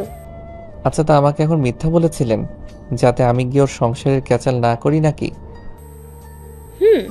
হা হা, আঙ্কেল আপনি কি জানেন আপনারা বাসা থেকে বের হয়ে গেলে আপনাদের দুইজনের পিছনে কি খেলা চলে? আরুষ, চুপ করেন, আমাকে একদম থামাতে আসবেন না। আপনি একটা ফালতু, আর মেয়েকেও বানিয়েছেন ফালতু। আকাশ, এইটা কি ধরনের কথা? বড়দের সাথে কিভাবে কথা বলতে হয় ভুলে গেছো নাকি? আম্মু জানো না, এই মহিলাটা আর এই যে ওনার ভাস্তি, সরি মানে ছেলের বউ, আর ওনার মেয়ে তিয়া, ওনারা যে কতটা জঘন্য বলে বোঝানো যাবে না। আরুষ, বেশি করে ফেলছো। আরে আন্টি, বেশি করি নাই, কিন্তু করব। আর আপনার মেয়েকে তো আমি শান্তিতে সংসার করতে দিব না। আপনাদের তিনজনকে আমি জেলের ভাত না খাওয়া পর্যন্ত ছাড়ব না। তাই নাকি? টিয়াকে জেলের ভাত খাওয়াতে পারবে? সমস্যা নেই, ও সব সত্যি সবাইকে বলে দাও। আর তোমার আর টিয়ার যে মেয়ে আছে তাকে জীবনে কখনো বিয়ে দিতে পারবে তো? যদি কখনো জানে তার মা একজন ছিল, তখন কেউ বিয়ে করবে তোমার মেয়েকে? রূপার কথা শুনে আকাশ অবাক হয়ে গেল। আকাশ হাসতে হাসতে বলল, আমার মেয়ে মানে? ওইটা কার না কার মেয়ে, আমার মেয়ে বলে চালিয়ে দিলে হবে? সব প্রমাণ দিতে পারবে আয়াত তোমার আর টিয়ার মেয়ে? রূপার কথা শুনে তিয়ার আব্বু আম্মু অবাক হয়ে গেল। তিয়ার আব্বু অবাক হয়ে বলে, রূপা এসব কি বলে? রূপা হেসে বলে, আব্বু আমি ঠিক বলছি, টিয়া আর আরুষের বিয়ে হয়েছিল। আরুষের বুয়া জন্মদিন সার্টিফিকেট তৈরি করে, টিয়ার সাথে বিয়ে করানো হয়, আর আয়াত ওর আর আরুষের বাচ্চা। কিন্তু সবাই তো জানি যে আরুষ মারা গেছে, আর টিয়াও পাগল হয়ে গিয়েছিল। ওকে পাগলাগারোতে রাখা হয়েছিল, ওইগুলো তো দেখেছেন। তারপর তো আপনি ওকে জোর করে বাসায় নিয়ে আসলেন। পরে যখন জানতে পারলাম আমরা টিয়া প্রেগনেন্ট, তখন আমার ভাইয়ের সাহায্যে ওর সাথে মিছে বিয়ে দেওয়ার নাটক করা হয়েছিল। টিয়া আরুষকে ভালোবেসে আর ওই রাতুলকে বিয়ে করতে চায় নাই। এখনও মিথ্যে বিয়ের নাটক করে যাচ্ছে। আর রাতুল বিয়ে করেছে লন্ডনে। শুধু আপনাদের চোখে ওই টিয়ার স্বামীটা এটাই, কিন্তু টিয়া আয়াতকে নিয়ে দূরে থাকে। আপনারা যখন যান তখনই রাতুলের বাসায় যায়। তিয়ার আব্বু যেন হাত পা কাঁপছে। রূপা আকাশের দিকে তাকিয়ে বলল, কি করবে বলো? আমাদের সব গোপন কথা ফাঁস করবে? এতে তোমার মেয়ের ক্ষতি, আমাদের কি আর হবে?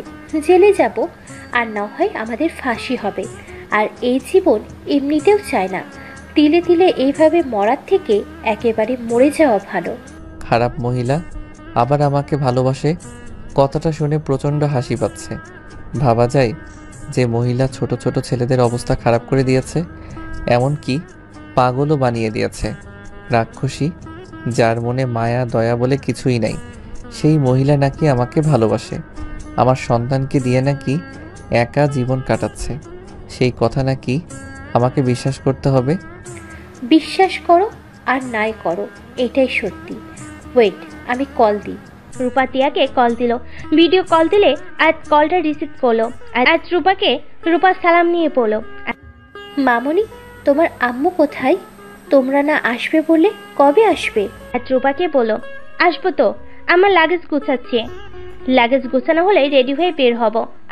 আর মামনি, আপনি যেন নানু ভাইকে আর নানুকে বললেন না, আমি কিন্তু সারপ্রাইজ দিব। কথাগুলো বলতে বলতে তিয়ার কাছে ফোন নিয়ে গেল, তিয়ার হাতে দিয়ে লাগেজ গুছাতে লাগলো। তিয়া ফোনটা সামনে রেখে বলল, ভাবি কি করছো? শুনলাম তানিয়া আপুর শ্বশুরবাড়িতে গেছো। তানিয়া আপু মনে হয় অনেক রাগ করেছে, তার বিয়েতে যেতে পারি নাই। আয়াতের পরীক্ষা চলছিল, এই অবস্থায় যাওয়াটা মুশকিল হয়ে যায়। আচ্ছা, ওটা সমস্যা নাই, তানিয়াকে বুঝিয়ে দিব। রাতুল কোথায়? ওর বাসায় তো আছে। কিছু হয়েছে নাকি? রাতুলের ছেলেটার জ্বর এসেছে, মনে হয় হসপিটালে গেছে।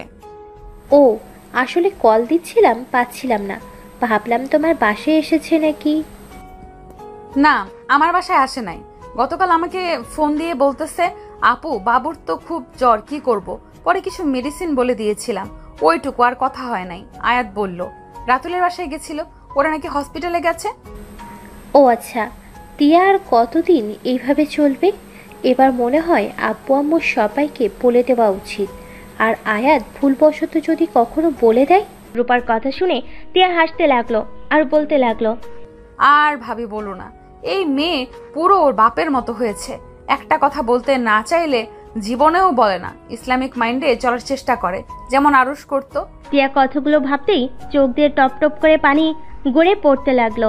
রূপা তিয়াকে কান্না করতে দেখে বলল, কান্না করো না, বাপের মতো হচ্ছে এটা ভালো তো, আমাদের মতো তো আর হচ্ছে না।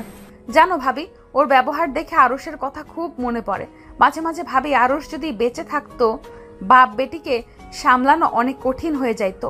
সারা দিন বলতো এইটা করো না, ওইটা করো না, এইটা পাপ হয়, তাই না? বউ এইটা করবো না, এইটা করলে গুনাহ হবে। আর এদিকে তার মেয়ে বলে, যদি একটু মিথ্যা বলি সাথে সাথে বলবে, মাম্মা তুমি মিথ্যা কেন বললে, তুমি জানো না মিথ্যা বললা পাপ। হুবহু আরুষের মতো ব্যবহার করবে। কান্না করো না, তোমরা তাহলে রেডি হয়ে আসো। আচ্ছা ভাবি, ফোন রাখি। আবার আমার চোখে পানি দেখলে শুরু করে দিবে, কেন কান্না করলাম, হাজার প্রশ্ন করবে। আচ্ছা। তিয়া কলটা কেটে দিল। রূপা আরুষের দিকে তাকিয়ে বলল, কি মনে হলো রাতুলের সাথে ওর বিয়ে হয় নাই? আমি যা বলছি সব সত্য। আর আয়াত দিয়ে আসছে, ডিএনএ টেস্ট করলে তো প্রমাণ হয়ে যায়। আরুষ কোনো কথা বলল না। আরুষ সিঁড়ি ভেঙে নিজের রুমে চলে গেল। আরুষ খাটের উপর বসে থেকে ভাবতে লাগলো, আমি কাকে বিশ্বাস করব? এইগুলো কি প্ল্যান করা নাকি? এইগুলো সত্যি? উনি কি আমাকে সত্যি ভালোবাসে নাকি এইটা শুধু অভিনয়? না, উনি তো জানেও না আমি বেঁচে আছি। আর ভাবি ফোনে যে টেক্সট করার তাও করে নাই, আমার সামনে তো সোজা কল দিল। উফ, ভাবতে পারছি না, আয়াত কি সত্যিই আমার সন্তান? আকাশ মাথায় হাত চেপে ধরে ভাবতে লাগলো। আদিবা আকাশের রুমে এসেছে, কাঁধে হাত দিয়ে আকাশ চোখ খুলে আদিবাকে দেখে বলল, আদিবা তুই? আকাশ, তুই তোর স্ত্রীকে অনেক ভালোবাসোস, তাই না? প্লিজ এখন থেকে যা। আমার প্রশ্নের উত্তর দে। আমি জানি না। তার মানে তুই ভালোবাসিস? আমি জানি না তারা কি করছে, কিন্তু আমার তার কথাগুলো শুনে মনে হলো সেই তোকে অনেক ভালোবাসে। জানি না, প্লিজ যা। হ্যাঁ, চলে যাব। আমি তোর জীবনে থাকতেও চাই না, আমি একেবারে চলে যাব। মানে? কিছু না, ভালো থাকিস। আদিবা কথাটা বলে চলে গেল। আকাশ আদিবার চলে যাওয়ার দিকে তাকিয়ে থেকে দেখতে লাগলো। আদিবা চলে যাওয়ার পর আকাশের আম্মু আসলো। আকাশের পাশে বসলে আকাশের আম্মু বলল, আকাশ, আমি তোর মা, আমাকে খুলে বল, ওরা তোর সাথে কি করেছে? কেন তুই ওদের জেলে দিতে যাচ্ছিস? আর তোর সাথে তিয়ার বিয়ে হয়ে থাকলে তাহলে তো অবশ্যই আয়াত তোর সন্তান হওয়ার কথা, তুই কেন সন্তানকে অস্বীকার করছিস? আম্মু, তোমাকে আমি কিভাবে বলবো? ওরা ভাবি ননদ কেউ ভালো না, ওরা নোংরা আর জঘন্য মন মানসিকতা। ওদের কথা ভাবলে শরীরটা ঘিনঘিন করে ওঠে। কি এমন হয়েছে যে তোর ওদের প্রতি এত ঘৃণা? আম্মু, আমি তোমাকে বলতে পারবো না, তুমি আমার আম্মু হও। আমি ছেলে হয়ে তোমাকে কিভাবে বলি? শুধু এটা শুনে রাখো, ওরা অনেক খারাপ।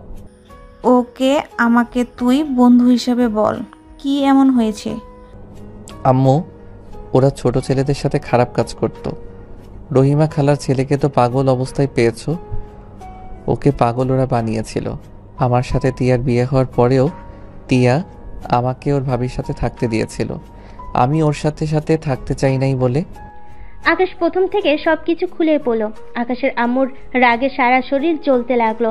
আকাশ আম্মু যে বাইরে যাওয়ার জন্য উঠে দাঁড়াবে তখনই রূপা ভিতরে এসে বলল, আন্টি আমি জানি আপনার আমাদের উপর ঘৃণা হচ্ছে।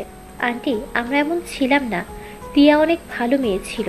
আন্টি ওই ওর বান্ধবীদের সাথে মিশে এমন হয়ে গিয়েছিল। আম্মু আপু মানে আমার ফুপি ফুপ্পা তো কাজের বাহিরে থাকতো, সন্তানরা কে কোথায় থাকে কেউ খোঁজ নেয় নাই।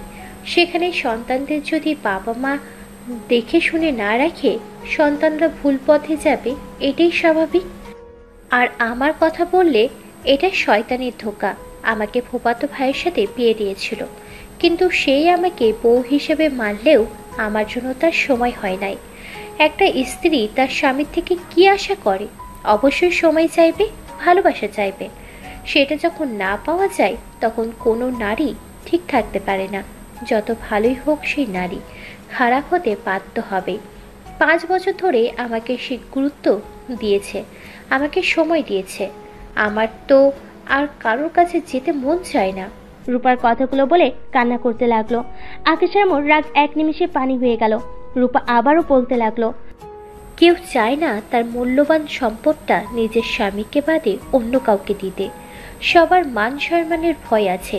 যখন শরীরের চাহিদাটা বেড়ে যায় তখন মাথা কাজ করে না। না থেকে মান সম্মানের ভয়, আর না থেকে কারোর ভয়। যাই হোক, আমাকে পারলে ক্ষমা করে দিও। রূপা চলে গেল। আকাশের আম্মু আকাশকে কিছু বলতে গিয়েও বলল না। আকাশ বসে পড়ল। আকাশের আম্মু আকাশের দিকে তাকিয়ে কিছু না বলে নিচে চলে গেল। নিচে গিয়ে দেখে তার আব্বু আম্মু রূপা সবার থেকে ক্ষমা চেয়ে চলে যেতে লাগলো। আকাশের আম্মু থেকে যেতে বলে থাকলো না, সবাই চলে গেল। রাফি আকাশের আব্বু সোফায় বসে পড়ল। আকাশের আম্মু আকাশের আব্বু আর রাফিকে বলল, রাফির আব্বু তোমার সাথে আমার কথা আছে, আমার সাথে একটু রুমে আসবে? আকাশের আব্বু আম্মু নিজেদের রুমে চলে গেল। আকাশের আব্বু খাটে হাত পা ছেড়ে দিয়ে শুয়ে পড়ল। আকাশের আব্বু বলল, বলো কি বলবে? আকাশের আম্মু আকাশের আব্বুকে প্রথম থেকে সবকিছু বলল। কথা শেষ করে বলল, আমি আমার বৌমা আর নাতিকে ফিরে আনতে চাই। আকাশ কি বলে? ওই কি মেনে নিয়েছে? মেনে নিক বা না নিক, আমি এখানে ওদের কারো দোষ দেখছি না। এখানে আমি থাকলেও নিশ্চয়ই এমন কাজ করে ফেলতাম। হ্যাঁ, ওদের ভুল আছে। ওরা ছোট ছেলেদের সাথে এমন কাজ করাটা ঠিক করে নাই। আর এখন যখন ওদের ভুল ওরা বুঝতে পারছে, এটা সুযোগ দেওয়া উচিত আমাদের নাতির কথা ভেবে। আচ্ছা যাক, দিনটাই যাক, তারপর দেখা যাবে। আর ওরা তো আজকে আসবে জার্নি করে, রেস্টের ব্যাপার আছে। আকাশের আব্বু আম্মু মিলে কথা বলতে লাগলো। আর এইদিকে আকাশ আদিপার রুমে গিয়ে দেখে আদিপার জামা কাপড় লাগেজ গুছিয়ে নিচ্ছে। আকাশ আদিপার খাটের উপরে বসে নিচের দিকে কিছুক্ষণ তাকিয়ে আদিপার দিকে তাকিয়ে বলল, আদিবা, তোমাকে একটা কথা বলার আছে। আমার কিছু শোনার নাই, তুই ভালো থাক, এইটাই চাওয়া। আমি তোকে ভালোবাসি। আকাশের কথা শুনে আদিপা থমকে গেল। আদিপা পিছনে ঘুরে তাকিয়ে বলল, এইসব কি বলিস? যা শুনছিস ঠিক শুনছিস। তোর স্ত্রী সন্তান আছে আর তুই তো আমাকে সহ্য করতে পারিস না, তাহলে হঠাৎ কিভাবে আমাকে ভালোবাসলি? হ্যাঁ, প্রথমে সহ্য করতে পারি নাই, কারণ আম্মু আমার থেকে তোকে বেশি ভালোবাসা দিত, যেটা দেখে আমার হিংসা হতো, যার কারণে তোকে আমি সহ্য করতে পারতাম না। কিন্তু তোর সাথে থাকতে থাকতে আমি তোকে ভালোবেসে ফেলেছি। আদিবা আকাশের কথা শুনে সোফায় বসে পড়ল ঠাস করে। আকাশের দিকে তাকিয়ে বলল, এই কথাটা শোনার জন্য আমি কতদিন অপেক্ষা করেছি জানিস? যখন শোনার ইচ্ছেটাই নাই তখন প্রকাশ করলি। এই ভালোবাসাটা আগে কেন প্রকাশ করলি না? আমি সব কিছু প্রকাশ করতে পারি না, আমি কেমন যেন অন্যরকম হয়ে গেছি। আমি যতবার তোকে ভালোবাসা প্রকাশ করতে গেছি, আমি জানি না কেন জানি বলতে পারি নাই, উল্টা ঝগড়া লেগে গেছে।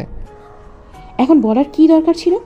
যেখানে তোর স্ত্রী আছে, সন্তান আছে, তোর কি মনে হয় আমি তোদের ভিতরে কাটা হয়ে দাঁড়াবো? আর তুই আমাকে এইটা বলে ঠিক করলি না। নিজেকে একটা কথা ভেবে বানিয়ে নিয়েছিলাম, একতরফা ভালোবাসা, দূর থেকে ভালোবেসে যাব। কিন্তু এখন আমি নিজেকে কিভাবে মানিয়ে নিব বল? আদিবা কথাগুলো বলে কান্না করতে লাগলো। আকাশ আদিবার কাছে গিয়ে হাঁটুকে বসে বলল, আমি জানি তোকে এই কথাটা বলে আমি ঠিক করি নাই, কিন্তু আমি স্বার্থপরের মতো কাজ করলাম। এই কথাটা যদি তোকে বলতে না পারতাম, সারা জীবন আমার বুকের ভিতর চাপা একটা কষ্ট নিয়ে সারা জীবন চলতে হতো। আমাকে ক্ষমা করে দিস। বাহ, তুই সত্যি মহান। নিজের কষ্ট হবে বলে আমার কাছে প্রকাশ করে দিলি, অথচ একবার ভেবেও দেখলি না আমি কেমন থাকবো তোকে ছাড়া। আমি সুখে থাকতে পারবো তো তোকে ছাড়া? আদিবা কথাগুলো বলে কান্না করতে লাগলো। আকাশ আদিবার দুই হাতটা শক্ত করে চেপে ধরে থুতনি রেখে চোখের অশ্রুগুলো ছেড়ে দিয়ে বলল, আমি জানি তুই অনেক কষ্ট পাচ্ছিস, কিন্তু একটা জিনিস ভেবে তো নিজেকে সান্ত্বনা দিতে পারবি। আমি একটু হইলেও তোকে ভালোবাসি। তুই একা ভালোবাসো নাই, আর ভালোবাসলে যে সবসময় পূর্ণতা পাবে এমনটা আশা করা বোকামি। মাঝে মাঝে অপূর্ণতার মাঝেও সুখ আছে। আদিবা আকাশের মাথায় উপরে থুতনি রেখে কান্না করতে লাগলো। আকাশের মাথায় চুমু দিতে লাগলো। আকাশ মাথাটা তুলে আদিবার চোখের পানি মুছে দিতে দিতে বলল, আমাকে ক্ষমা করে দিস। দেখিস, আমার থেকে তুই শত গুণে ভালো ছেলে পাবি, যে আমার মতো তোকে এড়িয়ে চলবে না। সেই তোকে অনেক ভালোবাসবে। দেখা যাবে তার ভালোবাসা পেয়ে অতীতের সব কিছু ভুলে যাবি। আদিবার চোখ মুছতে মুছতে বলল, শতগুণে কেন, 1000 গুণে ভালো হবে। আর আমাকে অনেক ভালোবাসবে, আর আমিও আমার জামাইকে অনেক ভালোবাসবো। তোকে দেখিয়ে দেখিয়ে বেশি আদর করব। তুই তখন জ্বলবি, আর আমি ওইটা দেখে মজা নিব। আদিবা কথা শুনে আকাশ হেসে ফেলল। দুজন হাসতে লাগলো। চোখের পানিগুলো আপন মনে ঝরতে লাগলো। আদিবা নিজেকে কন্ট্রোল করতে না পেরে আকাশকে শক্ত করে জড়িয়ে ধরল। আকাশ শেষবারের মতো আদিবাকে জড়িয়ে ধরে কপালে চুমু দিয়ে বলল, নে, ভালোবাসা স্পর্শ এঁকে দিলাম। এই কপালে খালি সুখ আর সুখ। মানে আল্লাহ যদি দেয় তাহলে পাইবি, না হলে ঘোড়ার ডিম পাবি। আকাশের কথা শুনে আদিবা ফিক করে হাসতে লাগলো আর আকাশকে মারতে লাগলো। আকাশও আদিবার হাসি দেখে হেসে ফেলল। আদিবা আকাশকে বলল, যা, আমাকে ছেড়ে দে। যা, তোর বউ আর বাচ্চাকে নিয়ে আসার ব্যবস্থা কর। করব, কিন্তু এত বছর পর ওদের সামনে গিয়ে কিভাবে কথা বলবো বুঝতে পারছি না।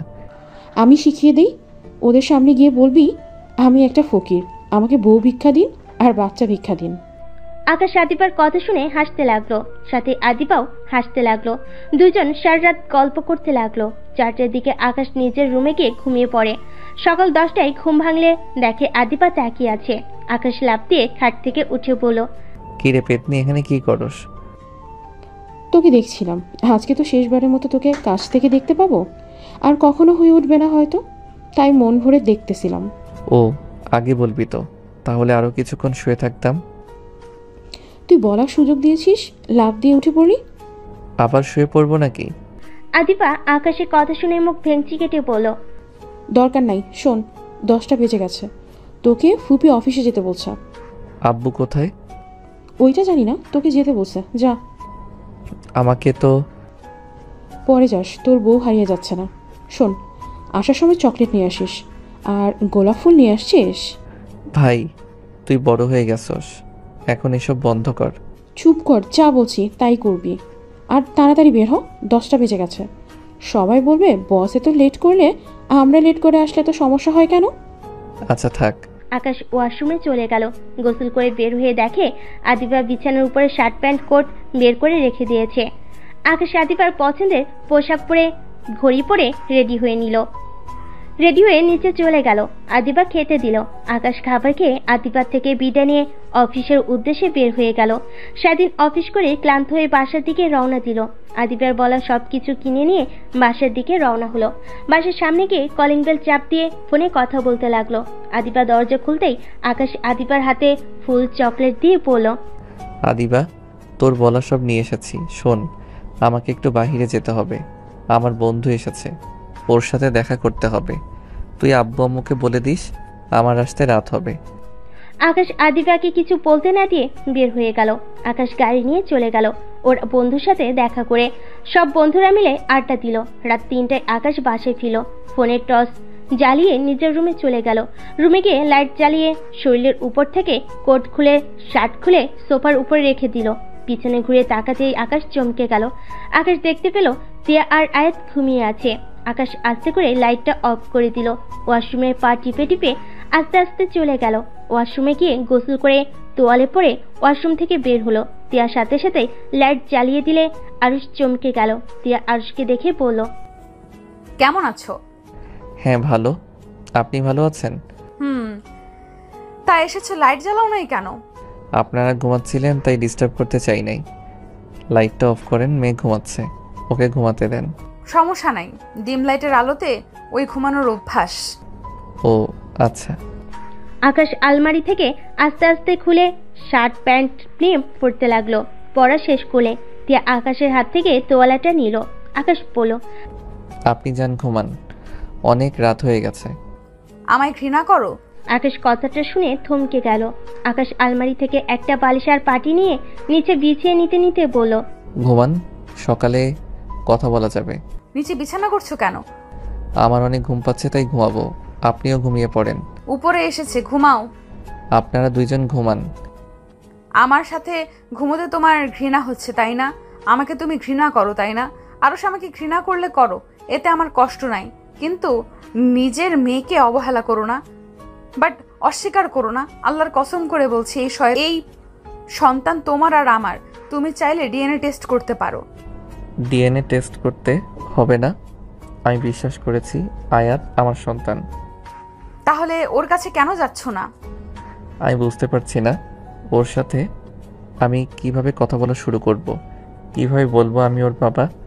যদি জিজ্ঞেস করে আমি এতদিন কোথায় ছিলাম, তখন আমি কি উত্তর দিব?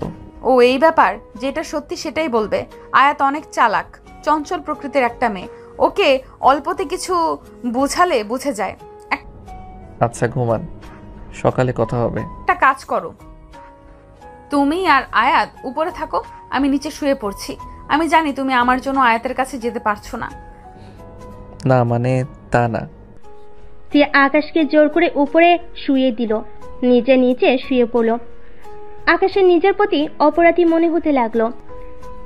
আকাশ খাট থেকে উঠে তিয়াকে পাজা কোলে তুলে নিল।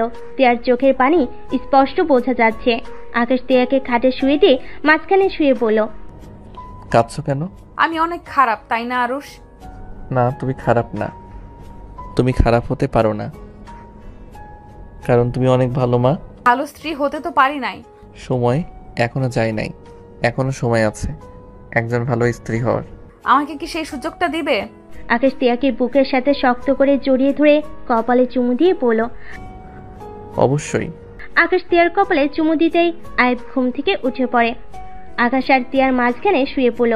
আকাশ তিয়া অবাক হয়ে গেল। আয়াত হাসি মুখে বলল, মাম্মা তুমি পাপ্পার আদর একা খাচ্ছ কেন? আমার পাপ্পা শুধু আমাকে ভালোবাসবে, আর কাউকে না। আয়াতের কথা শুনে তিয়া আকাশ ঠিক করে হেসে দিল। আকাশ আয়াতের গালে কিস করে বলল, তাই তো, আমার আম্মুকে তো আদর করা উচিত, আর কাউকে আদর করা উচিত না। মেয়েকে আদর করো গা, আমি তো এখন পর হয়ে গেছি সবার কাছে। তিয়া মন খারাপ করলে আয়াত কিছুক্ষণ ভেবে বলে, না আম্মা, তোমাকে আমি আদর করবো তো, আমি তোমাকে অনেক ভালোবাসি। পাপ্পাকে এতদিন পরে পেয়েছি, তাই পাপ্পার ভাগ আমি কাউকে দিব না। আচ্ছা, কাউকে দিতে হবে না, তোমার পাপ্পা তোমার থাকবে। তা আমি যে তোমার পাপ্পা হই এটা তোমাকে কে বলছে? আকাশের কথা শুনে আয়াত বললে, মামুনি, নাদু, দাদু সবাই বলেছে। আমি তো দাদু ভাইয়ের ফোনে তোমার ছবি দেখেছিলাম। এখানে এসেছে দেখি তুমি বাসায় নাই। অপেক্ষা করতে করতে ঘুমিয়ে গিয়েছিলাম। হঠাৎ করে ঘুম ভেঙে গিয়ে দেখি তুমি মাম্মাকে কিস দিচ্ছ। কথাটা বলে গম্ভীর মুখ বানিয়ে নিল। আকাশ আয়াতকে জড়িয়ে ধরে কপালে চুমু দিয়ে বুকে জড়িয়ে নিল। তে অন্যদিকে ঘুরে শুয়ে পড়লে আকাশ ডান হাত দিয়ে সুরসুরি দিতে লাগলো। তে পিছনে ঘুরে ভুরু কুচকে তাকালে আকাশ ফ্ল্যাং কিস দিলে তিয়া হাত দিয়ে ধরে বুকের সাথে চেপে ধরে হাসে, হাত দিয়ে কাছে আসতে বলে। তিয়া আয়াতের উপর দিয়ে আকাশকে জড়িয়ে ধরে। আকাশ তিয়ার কপালে চুমু দিল। দুইজন মিষ্টি করে হেসে ফিসফিস করে বলল, ভালোবাসি বউ। ভালোবাসি পিচ্চি বরটা।